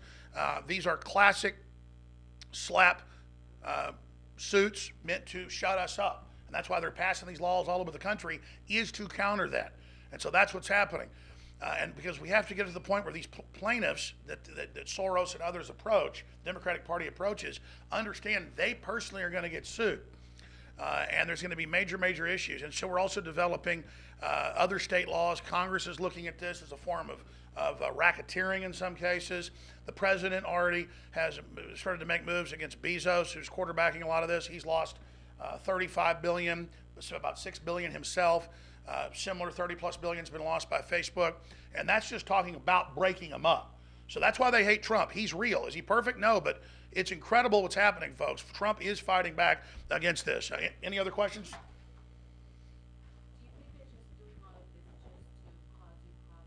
Can we give her a mic, please? Anybody like to speak? How about folks that want to speak? Come up right here. Alex, we can- about 2 weeks ago, Ole Damagard appeared on Crowdsource the Truth, where he presented damning evidence that the March for Our Lives applied for a permit about 2 months before the shooting occurred in Parkland. The video was removed, and Crowdsource the Truth has been banned from... Well, come up here, sir, because I can't. I want to be able to hear you. Let's bring the mic up here, please, so I can give it to folks. Just whoever wants to have a question, if they can just come over here, I can get to you easier, and that way everybody can hear you. Come on up. Now, I'm not familiar with your show, but that's the type of stuff that they took down of ours, where it shows people saying multiple shooters, or it shows folks, talking about how there was a stand down, which was later confirmed. That's what they don't want. But this is evidence I didn't know about. I would love to see it proven, because they have really been on this. Please come to the mic and tell folks what you're talking about. Ole Damagard is an internationally recognized author and historian. He's an expert on political assassinations, and he appeared on my show, Crowdsource the Truth, on YouTube, and he presented a document. He presented a document that was given to him by a contact of his within the Department of Homeland Security that indicated that a permit was applied for the March for Our Lives prior to the shooting. And he said this is a smoking gun that indicates that something happened there that differs from what we've been told. The video received an anonymous strike from people who think they've got First Amendment rights as anonymous avatars on the internet. We don't even know if that's a person. That could be an artificial intelligence entity. That could be someone operating out of a country that is not protected by the Constitution of the United States. And it denies me my constitutional rights to face my accuser and know what I'm being accused of. Thank you for letting me speak, Alex. Well, I'm familiar with that gentleman's name, but I want to look that up. That is powerful information. Go ahead, ma'am. You had something? Okay. Hey, Alex. So I'm Ford Fisher with News to Share, which is also an alternative YouTube channel and website. It seems like there's kind of a fine line because we're talking about free speech, and YouTube itself is kind of a private entity. So you're talking about things like, well, they're censoring you or they're putting strikes against you. As a private company, does their free speech kind of outweigh your free speech? How do you kind of balance that out in the future? That is one of the best questions of the day, because they hide behind that. It's called YouTube. And then they selectively enforce their rules. They constantly change them. They take down videos off our channel that have millions of views and don't even give us a strike or anything. It just disappears. And we talk to a brick wall. They demonetize our videos, but still put ads on it. We've caught them and then basically engage in fraud, in my researched view. Google is set up by the CIA and the Interspatial Division of NASA. That's on record. So it's a public-private partnership, uses NSA database technology. It's basically a public NSA database that they get the public to interface with. And so under Obama, he handed it over to the Southern Poverty Law Center and the Globalist. I can tell you at the highest levels, there's a war inside YouTube to remove those people at the president's order and to have it actually be fair. So they get everybody on there as the public commons. They get you there. You follow the rules. There's no nudity. There's not the cussing, any of that stuff. And then they say, we've removed your video because you said no kids died. Then we have the video, and I didn't say that. But even if I said that, that would be through a court of law if that was really defamation. So expanding on your question, because it's central, they advertised to Congress when they got laws passed they lobbied for that they are a public utility, just like Facebook and just like Twitter have done, and that they then deserve to be operated like that and be given immunities, and that they're going to give people civil rights. So if there was a $500,000 court ruling because a gay couple didn't get their cake baked, well, I say bake their cake, whatever, I'm a free speech guy, I'm a libertarian. But regardless, a small business shouldn't pay a $500,000 fine. But okay, they got in trouble because they didn't bake a cake $500,000. They're a private company, aren't they? They shouldn't have to bake somebody's cake. Oh, but YouTube can then go in and take down your video because it's got something politically embarrassing to them, or they can take down videos exposing Hillary, just like Google, the parent company, got caught meeting with Hillary's people in the WikiLeaks every day, fixing the search terms. If you looked up Hillary death list, or Hillary murders, you'd get some bill they introduced in Arkansas in 1988. That's the total control. Google is gone. It's a worthless search engine now. It's crazy. You go to Bing and others, it's Microsoft, they're still fair. They show a mix of things. They show whatever's most popular. But Reddit's being rigged now. Dig killed itself. They all kill themselves politically and kill the views because they end that real open commons. So we followed all their rules. We followed it in the open commons. Project Veritas got footage of high-level YouTube people, high-level New York Times people, high-level Twitter, Facebook, specifically saying when they're sitting around at the bar at night bragging to a good-looking girl with a hidden camera, our main mission is stopping Alex Jones and people like Paul Watson. And they go, why? They go, well, that's just our orders. Well, what else? Stuff for veterans or American flags. We ban those effing people. Okay, so, oh, they're just a corporation. Those effing Americans. Oh, notice you have a doodle for every communist and every socialist and every, drug addict you never heard of on the Google Doodle. But it's not there now for Easter. No, but there's that for every little Islamic group or a woman that was for cop killing, they're on there. But that's the radical ideology the big corporation of Google, run by leftists, uses to take the SJWs programmed out of colleges and have them man the censorship. But that's only a computer program. They're not communists at the top. They're hardcore billionaires who are using socialism as a psychological, cultural virus to sabotage the country. Just like a spider bites you with poison, that's the poison being injected in. So this whole argument that, they're a private corporation, they do whatever they want. They are force-feeding people information. They are engaging in lies. They are taking people's monetization away. They are putting ads over folks. I look, we're not monetized, but ads are rolling. And then Google goes, actually, we're just adding balance to it, where I'll have Washington Post ads running, and then I'm not being paid for them about how everybody's a Russian agent. And then there'll be another anti-gun ad. And then I look in the monetization, we're not being paid. And they go, well, that's how we balance it out. And now they put little messages over the videos to the Southern Poverty Law Center and things. So they're literally like, the sky's blue. Now a message from the Southern Poverty Law Center. No, it's actually red. I mean, imagine them cutting in right now. Or imagine if you tried to talk. Go ahead and say something. Well, I was going to ask, where do you go if YouTube completely bans you? Okay, well, I have to just cut in first with fact checkers to see if that's even a real statement. Because all speech, California's introduced bills, has to first be. So let's just have fact checkers, Southern Poverty Law Center, open globalist offshore corporation with connections to all sorts of espionage for the globalists against America. Let's just ask them. You might get an answer back in 6 months. Is he even allowed to be here and ask that question, Southern Poverty Law Center? What was the question again? I have to ask the Southern Poverty Law Center. What are you going to do if YouTube completely bans you? Is he allowed to ask Alex Jones what he plans to do if YouTube completely bans him? We have to fact check. Every statement on the web has to go through a filter, Chinese communist style, with a global social network score. Oh, you're not responding. Oh, our feed just cut. Oh, see how that works? See how that works? That's what they're doing. They're putting walls in front of you to end the discussion. All the big newspapers are taking the comment sections off their sites, even though it's killing their traffic, because they don't want you talking. They don't want you having speech. This is authoritarianism. It's here. It's hit us. It's real. Go ahead. Great question, sir. Go ahead, Lee. Yeah, so I'll just mention one thing, because it is a great question. And by the way, it's very hard to follow Alex Jones. I will say that. But if you ask yourself the following question, I have this from sources in Silicon Valley. I don't like to quote sources, but let me just say this. If you compare Google, if you compare Twitter, if you compare Amazon to where Microsoft was in the 90s, when the government brought an antitrust suit against Microsoft successfully, ask yourself, who's bigger, Microsoft then or Amazon now? Google now or Microsoft then? And the answer is obvious. All of these companies are currently much bigger than Microsoft is. So ask yourself why the government hasn't filed antitrust suits against them. Here's why. People have been threatened in Silicon Valley and said, you will either play along with us or we will file antitrust suits. Now, Google is absolutely scared to death of this. And again, look this up. They have a political lobbying group just down the street. Their political lobbying group had a group in who deals with market issues. They brought up, maybe we need to look at antitrust for high-tech companies. The people from that group were shown the door. They were immediately fired. This was the story a few months ago. So I will just say to anybody that one of the mechanisms that they're using specifically is the threat of antitrust legislation. And that's why I agree with what Alex said earlier.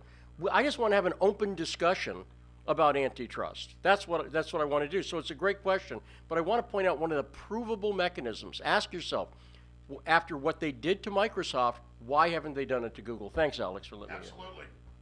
And Microsoft, as bad as Bill Gates is for a lot of his globalism and eugenics, that was just an operating system on computers. There was all sorts of competition already coming in, but he was, 95% of the market. Now you've seen that broken up. Well, look at Google. It's got 90+% of search results, and it's pure crap. I mean, it is absolutely beta tested in the election to only censor for Hillary. Now they're censoring everything. Go ahead, sir. Mr. Jones, my name's Luke. I'm a reporter with Think Progress here in DC. Obviously, Zuckerberg is scheduled to testify in front of Congress today and tomorrow. What are your thoughts on the kind of whispers that we're hearing about the potential for government regulation of big tech? Because you obviously don't seem like a big fan of big tech or the tech left, as you said. But the idea that you would support any sort of government regulation in that sphere seems a bit far-fetched, I guess. Well, it's a very complex issue. It would take an hour to go over it all. But I noticed Zuckerberg arrived at Capitol Hill yesterday, I guess had pre-meetings, and he had 6 armed guards around him and then more private security. But he doesn't want you to be able to have a gun, and censors all the pro-gun channels and the rest of it with incredible draconian attacks. You just notice he's got bodyguards and jet helicopters and giant, 6,000-acre ranches in Hawaii and trying to grab the natives' property. But he's a liberal, so it's okay. Now, expanding on that, we have a crisis here with big tech caught on record saying, the head of Twitter 2 days ago, we will crush speech of conservatives. We will crush you. So when corporations will have armies of SJWs when they're not hitting women in the head with bike locks and snorting methamphetamine, before they go back to be the professors and write fake lawsuits, when they're not burning something down, they are trying to burn down the First Amendment. And that's what they're doing. And so these are extraordinary things that are happening. This whole Cambridge Analytica thing, the day it happened, the day after it happened, it came out on a Saturday in The Guardian. I went on air on the Sunday show, and I said, they're such fools. They don't think a few steps ahead, just like these lawsuits. They're exposing a data mining operation that works for anybody for hire, a mercenary group. And they're trying to go, oh, look, this is how Trump stole the election, when Facebook, Twitter, and Google are giant data mining operations that are millions of times bigger in the amount of data and mining private stuff, reading your private email, breaking in your phones, tracking everything you do, telling you the terms of service. They're watching and listening to you over the television in your house. I mean, that's in all the terms of service, and the leftist press giggles because they're there going through all that. That's their super class. They get in there and they can read all your messages and get in your phone, and they're executives, and they sit around and drink, and oh, we're spying on everyone, screw them, we're in charge, drink champagne. We've got all the videos. That's what they do. This is an authoritarian group of evil bullies, and they're going to go in the ash bin of history. And so you know what we'll do? We'll come out and call for your company to be broken up. We'll see how you like losing $100 billion. Microsoft, Facebook, Twitter, Apple, Bezos, and the Washington Post. Oh, you're going to try to overthrow the country and the people's election? You just lost $35 billion last week, Jack, and that's just the beginning. You like that? How about we knock you upside the head with the antitrust operations and see you crawl back in your hole? They've graduated a bunch of modern brown shirts out of these degenerate universities. There's no real jobs for them because of the deindustrialization, and their job is being our minders. And they all sit, Project Veritas has the video. We have it as well. We talk to these folks. They sit around and just go, America is ours. Just like you see Hitler when they invaded Poland, and there's a famous footage of him and Hermann Goering, and they're rubbing their hands together. You watch these Veritas videos, hours, and they're just, God, we hate America and these scum, we rule it all now. It's all ours. Oh, yeah. And so we got you. We know who you are. You think you're the intellectuals. You think you're better than us, but we've kicked your ass with our little platforms and our little phones, and you don't know what to do because your tech gods are dying right in front of you, and America's coming back from the dead. And you have an existential need to see America fall because you hate it, because you were the traitors hired to bring the nation down. And so that's the reality. We will win, you will fail, and we will break your asses up. Let's get ready. Yeah. Alex, I'm running for Congress. Tell us who you are, brother. I'm Johnny Rice. I'm running against Pelosi's puppet, Steny Hoyer, and puppet of the whole Democrat Party. And this is my biggest honor to meet Alex Jones. I've been a listener of his since 2007. And he's the one that woke me up to politics. I mean, to what's really going on behind the scenes. And so I'm running for Congress to really push back the evil. Good job, brother. Help Trump drain the swamp. I've been thinking about running since 2014, you know, because of Alex Jones, just to expose the fraud. But Trump really helped me, just push me over the edge. This is the time for action. That now, it's like I'm sick of Al Green. I'm sick of Pelosi, impeach Trump. You know, Al Green doing his whole fake Dr. King speech. I'm Christian Pentecostal. You know, most of the churches I go to are African American. So, you know, Dr. King, Booker T. Washington, these are my heroes. You're my hero.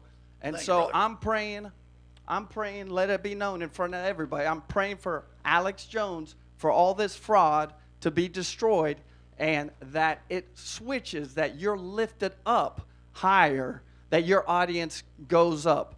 Now, I'm praying for you. I think if I can get your endorsement, and you don't have to tell me now, but I'm praying. Here, brother. We will talk. We'll talk after, too. I got to bring Roger Stone and others up so he can take questions at the same time, because Roger's here. We got to go boom, boom, boom, because we got 15 minutes left. They're going to throw us out here. God bless you, brother. Thank you so much. We get to do 10 hours. This is awesome. Should have started right out with the question and answers right away. Well, don't forget, we're going to do 2 more hours at the Mayflower. I totally forgot. And I'm going to have refreshments. I'm paying for refreshments because here's the deal. We had a bunch of overflow or folks that couldn't get in the press club. The Mayflower today, it's really 3 to 6, but I'm going to be there 4 to 6. And so refreshments, it's free. So we want to see you there, but only about 100 people can get in the room. So please come, and we'll have more questions and answers. I can have a debate with Kincaid, too. I love him to death, but he's always saying he's teasing, saying I'm connected to the Russians. Now this guy, maybe, we got to get him. Yeah, right. I don't even use Russian dressing on my salad. It's a joke. It's a joke. Get up He's there. a Russian agent. Get up there, too. Kincaid, we're watching you. Get up there, too. Kincaid, how do we know you're not under Putin's control right now? Well, I'm joking. I wrote a book a couple years ago exposing Putin. I know, it's a joke. I know. Can you say crossfire for me? We'll be right back with crossfire. Don't talk while I'm interrupting. Don't interrupt me while I'm interrupting you. Sorry, go ahead. Here's the question, Alex. A lot of people, a lot of conservatives like what you're doing. They like what Roger Stone's doing. But the Russia thing is such a turnoff for so many people. And you got to admit it. you were a favorite of Russia TV a couple years ago. You've been on Russia TV, Roger. Absolutely. You've been using material from Russia Today, The Voice of Russia. I can go down the list. Lee Stranahan over here. Used to know him as a great reporter. He's working for the Russians. Well, he admits that he's He a admits reporter it. at Sputnik. Yeah. I challenge you to dispute a single fact I've ever said. If you Look. let me say this. Get up there. Get up there. Come on up there. Get up I there. invite you on my radio show. We invite everybody. I invite you on my radio Why show don't you come on? Let's do to it. dispute a fact. Dispute a single Look. fact I've ever said. I Now, don't go on the Russian media, number one. okay, right, I know. That's Okay. that's the Number excuse. two. You're such a good American. Why wouldn't you? Can I finish No, my let me just say this, question? because the media will only pick up on this. I'm gonna say this I'm right now. running out of time. Because it's ridiculous. Go ahead. I'm just asking a question. When you Always go ends with Russia. when you go on the Russian media, You're committing a logical fallacy, sir. Let me just explain. Attacking the source without attacking the facts is a logical fallacy. I urge you to take a basic freshman philosophy class, and you'll learn that what you're committing is a fallacy. I was a Address- philosophy major for 2 years. Great, then address the. Before Then I you, went then and got you a know good better, job. and you're just dishonest. No, I wasn't trying to take the mic. I was just going to say something. Can I just say something? Because Can it always I- goes back to Russia. I've never been to Russia, but I think I should go as a stunt because listen, here's the deal. I'm promoting free market, sovereignty, the economy coming back, our military being strong. Trump is crushing Russia with these energy moves. Everything else, it's pure crap. It was Hillary sold out to Russia. I've been exposing this constantly. The communist Chinese are literally trying to take the country over. They've bought up Hollywood. We're in an emergency situation. And this thing, it's almost like the new religion, like a Pharisee or something, to say, oh my God, he's worked for the Huffington Post. That's a real strike against him. I'm joking. And you know, Breitbart, and yeah, he publishes stuff with Sputnik. I publish whole RT articles. A lot of times it's too leftist because they let us publish it. A lot of other foreign newspapers do as well. I publish some of the stuff from the Epoch Times, who are anti-communist, you know, and obviously are fighting what the communist Chinese are doing. I've posted a lot more New York Times articles than I have Russia Today ones. But Russia Today had people on the ground when they were at the so-called chemical attack. I agree it's probably a false flag to get us into a war. I don't like funding the radical jihadis. Even the UN admits that the jihadis have been staging chemical false flags. So when I go read a report and it fits in with the info and the information that people inside the Pentagon are telling me, and we have amazing sources, yes, then we publish that. But we also publish stuff from the ADL and the Southern Poverty Law Center that I disagree with. So it's just not intellectually a fair argument to say, look, he's gone on Russian TV. I've gone on Japanese TV 20 times. I've gone on Brazilian TV. I've gone on British TV. I've gone on CNN probably 15 times. It doesn't mean I agree with CNN because I go on CNN. It's what I say. It's what my fruit. Listen, Christ said you judge a tree by its fruits. I'm Americana. I'm free market. I'm red-blooded, fire-breathing. 57 Chevy Marilyn Monroe. Give it to me. Good luck. I'm going right here. I mean, that's what's going on here. Go ahead. Hey, we got to get some other people. if you give me a chance to finish my question. I love Putin, I admit it. And George Soros killed Hitler. I love George Soros. All right. How do you top that? So you think Russian media financed by Putin are legitimate alternative sources of news and It's information? financed by the Russian government, and I challenge you. You still can't do it. So you think listen to my show. I challenge anybody. Listen to my show. How Nobody much do tells me what to How say. much do the Russians pay you for your show? How much do you get paid? It's none of your frickin' business what I get paid. So- but not that much. Here's the thing. Come in the morning, nobody tells me what to say. Nobody. That's why I quit Breitbart and quit Huffington Post when they censored Andrew Breitbart and when they wouldn't let me go to Lebanon. I quit. And if they told me what to say at Sputnik, I'd quit. We're going to kick it. Let me hold on, just because we got to move faster. Maybe get another hour, they'll let us, but they're going to kick us out. Here's the thing. I knew when we had Lee Stranahan here, he's one of the guys being sued. When I saw Kincaid, he's such a sweetheart. I knew this whole thing 2 hours ago was going to happen. So I gave him the mic so we get this out. But it's just ridiculous. That's the only guy around here with any Russian connection, and he's open about it. They don't censor him. And when I've gone on RT, they never, and by the way, they didn't like me talking bad about communism and stuff, so I think that's why they don't have me on. And a bunch of leftists over at RT. My God, RT was like pro-Hillary a lot of the time. I've seen a lot of crap on there, but whatever. It's just that, look, I'm a red-blooded American. What I stand for is what I stand for. And I know Roger's not a Russian agent. Now, Kincaid, we're watching you. You might be one. So what? I want to say, so what if you like Russia? So what if you go on Russia? So what if you endorse Russia? The issue You're, here- you're buying into the narrative that they are selling you. This isn't And about that's Russia. exactly This what's is going about on. war over Syria. This is about another endless foreign war where our inherent national interests are not clear. The opposition to Donald Trump by the deep state is based on the fact that he's not for more endless foreign wars. And because Syria is not worth a drop of American blood or a borrowed American By the dollar. way, this is good radio. Let's invite Kincaid on for an hour next week with us. Works for me. Yeah, I mean, seriously. He's good on his feet. Let's Let's do take it. Kincaid to Russia with us. Oh my God, that'd be a great trip. Get you one of those big hats. That'd be great. Go to Russia. All right, thank you. Go ahead, sir. I'm gonna run through the wires. Look how I'm controlled by Russia. I'm running around like a maniac. No one's in control of me, not even myself. Go ahead, ma'am. Go ahead, Roger. Have some questions for Roger. Alex, my name is Jared Holt. I'm with Right Wing Watch.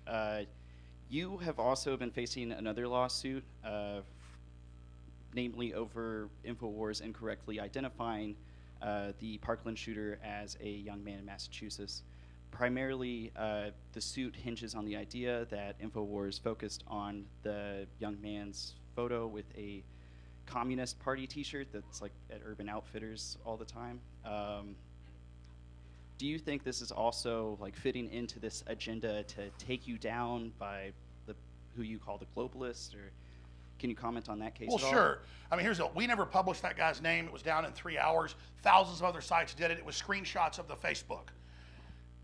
Then in the filing of the suit, they show someone else's website and say things that aren't true. So it's just like the other lawsuit. I mean, I talk to these law firms. We're fighting all these. There's just nothing there. It's a routine thing with other newspapers that do stuff like that all the time. They'll get a yearbook photo wrong. This happens. I mean, the law firm I have has handled it probably 1,000 times. And all it is you get a retraction, and then you have to ask the person, do you want us to put your real photo or name there? We never put his name like other media outlets did. We were chosen to do this. Turns out even some national TV showed the Facebook with the guy's name, later came out. They're not being sued.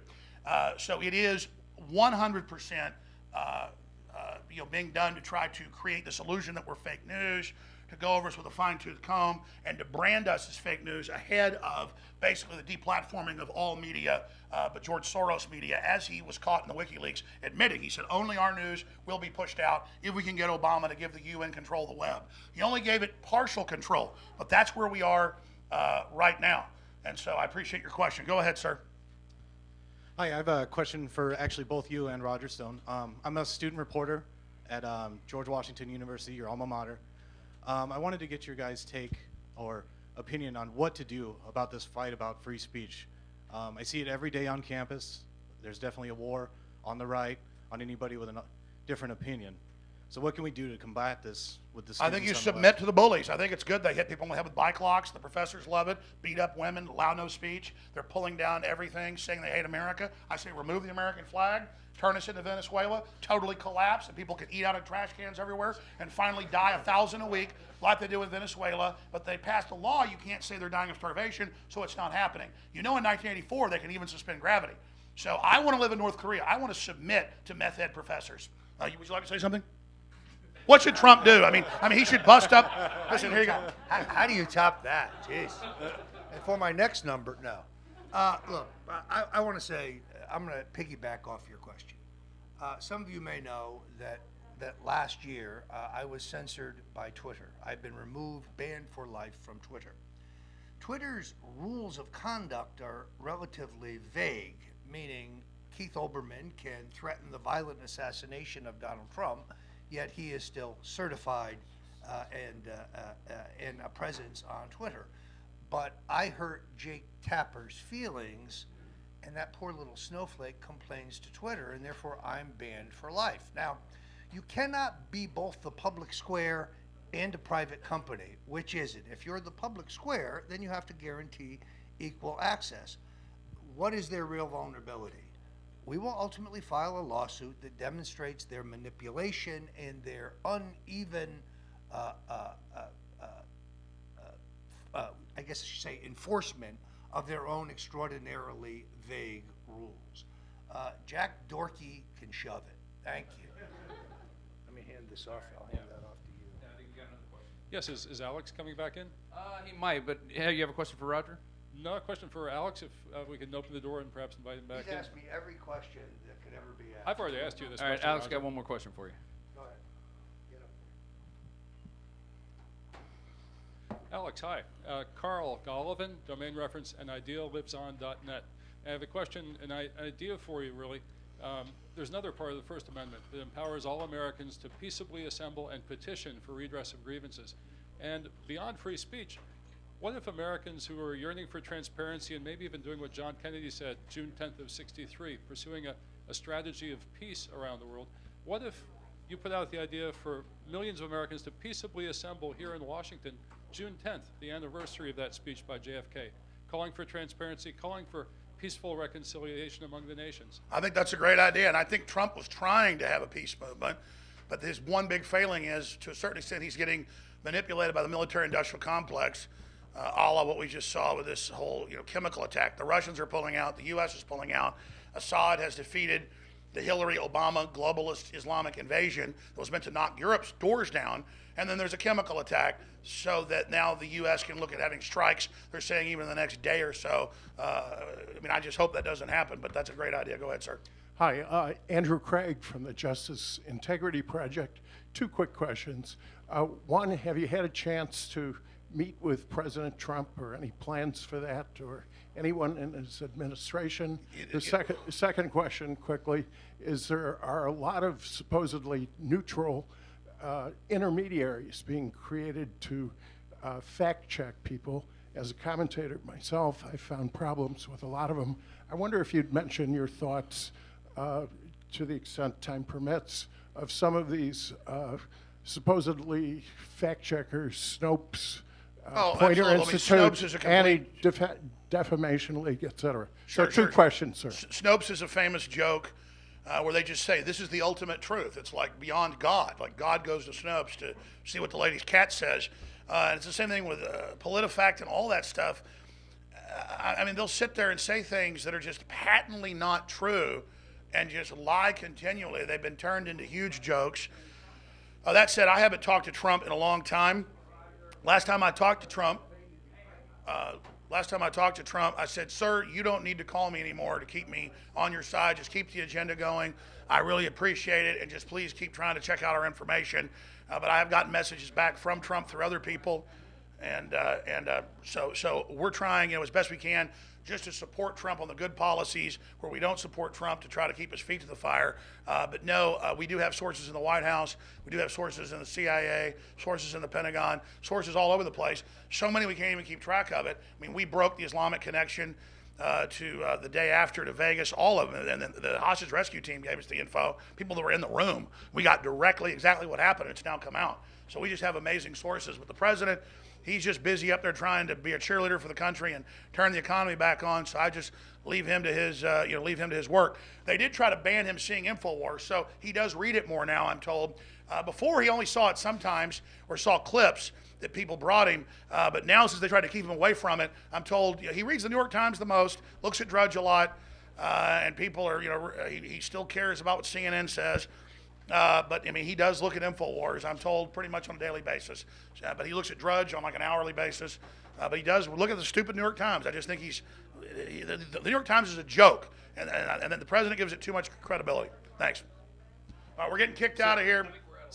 Super quick final question Yeah, for Roger. Given the cone raid that just happened, I'm wondering if you're scared that you're next. Oh, yeah, let's talk about, I wanted you to specifically talk about, now they're so desperate, Mueller tips them off about a lady's underwear drawer, so they're raiding the president's lawyer over an affair 11 years ago?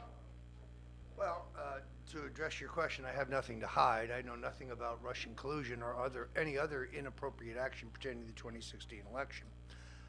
I have recently agreed to cooperate with the Senate Judiciary Committee, even though I find their request for documents to be extraordinarily broad. I have over 1 million emails and documents pertaining to the 2016 election. You can definitely find me woven within the fabric of that election, but as I have said previously, and I'll say again just to get it on the record, I had no advanced knowledge of the content, source, or the exact timing of the WikiLeaks disclosures. I never received anything from WikiLeaks or Julian Assange or the Russians or anyone else. No, but you got to get it on the record. Now let's go into Stormy Daniels. This is part and parcel of the effort to take down the president. The good news is that with a strong economy and the prospects for peace with the North Koreans, no one cares. They just don't care. And if they did, Bill Clinton would never have been reelected. Thank you. All right, folks. Hey, let's just go till they kick us out, huh? No, we're already breaking everything down. And now a word from the Russian sponsor, Mr. Kincaid. Seriously, folks, a few other questions, and I appreciate you coming out. Oh, here, I got another mic. Doug Hagman, you want to say anything? Come to the Mayflower today at 4 o'clock. It's going to be a free-for-all questions. Hi, Alex. Yes, sir, go ahead. Sessiango. Quick question for you. You say that you want to create 10,000 more Alex Joneses out there, but the reality is that they're trying to silence you and those other 10,000. What fundamentally are the basic steps to those 10,000 right now that you would say this is how you protect yourself from situations like this? Just like, you know. Well, listen, they can't sue 10,000 Alex Joneses or anybody else. They're only doing it to a few to intimidate people, hoping we roll over. The answer is everybody's got to start reporting, starting your own website, your own platform, that you then go to these big mainstream systems and then get the traffic pointed back at you to then build a more complex ecosystem. So I think that's the answer to that, is everybody has to get involved in the free speech wars. This is the fight for the country right now. Okay. Yeah, because like you said, it's an intimidation factor. They're trying to intimidate. They're trying to keep you, keep your list. And we're Americans. Are we going to let some old Nazi collaborator? I'm sorry, the guy that killed Hitler single-handedly, George Soros, the guy that created the Earth. I mean, the guy that it was actually George Soros was actually George Washington. They froze him. They sent him back to World War II to beat Hitler, and then he's back here now. I'm being sarcastic because they say on CNN he wasn't a Nazi collaborator, and I'm a liar. So actually, they're right. He's a look. Enough of the sarcasm. I'm sorry. It's just so ridiculous. Look, we're not going to let this SOB and these globalists and these knuckle-dragging professors win. We're going to go after them. We're going to get their funding cut at Georgetown because they are getting public funds. That's being looked at. We're going to bust them up. So we're fighting Americans, and we're going to win. God bless you. Hello, my name is Matt from the Daily Informer. What do you think the elites are going to do when they fully realize that the spirit of the Lord and the will of people cannot be stopped? Well, that's right. Well, the globalists used to be arrogant. Now they realize we're going to beat them, so they're fighting for their lives, trying to end free speech. So you make a tyrant act like a tyrant. They've now made those moves, and the people are waking up more than ever, and the more they squeeze, the more it blows up in their face. So just carry on, keep it up, fight even harder, have more of these public events in the real world. Get outside cyberspace and get out in the real world like you do. Have rallies, have events, have news conferences, have talks, have friends over to discuss politics while you have dinner, and just have a barbecue again, and then take action. It's all about human communication, getting involved, going out and force multiplying. You see the country coming back. You see nationalism and populism and free market happening all over the world. So it's an incredible time to be alive. All right, folks, I'm going to be at the Mayflower today from 4 to 6 p.m. I got free refreshments there, and we're going to take more questions, more live streams. Everybody's welcome to come out there and just fight for free speech from inside the swamp. I want to thank you all for coming out. Infowars.com, newswars.com.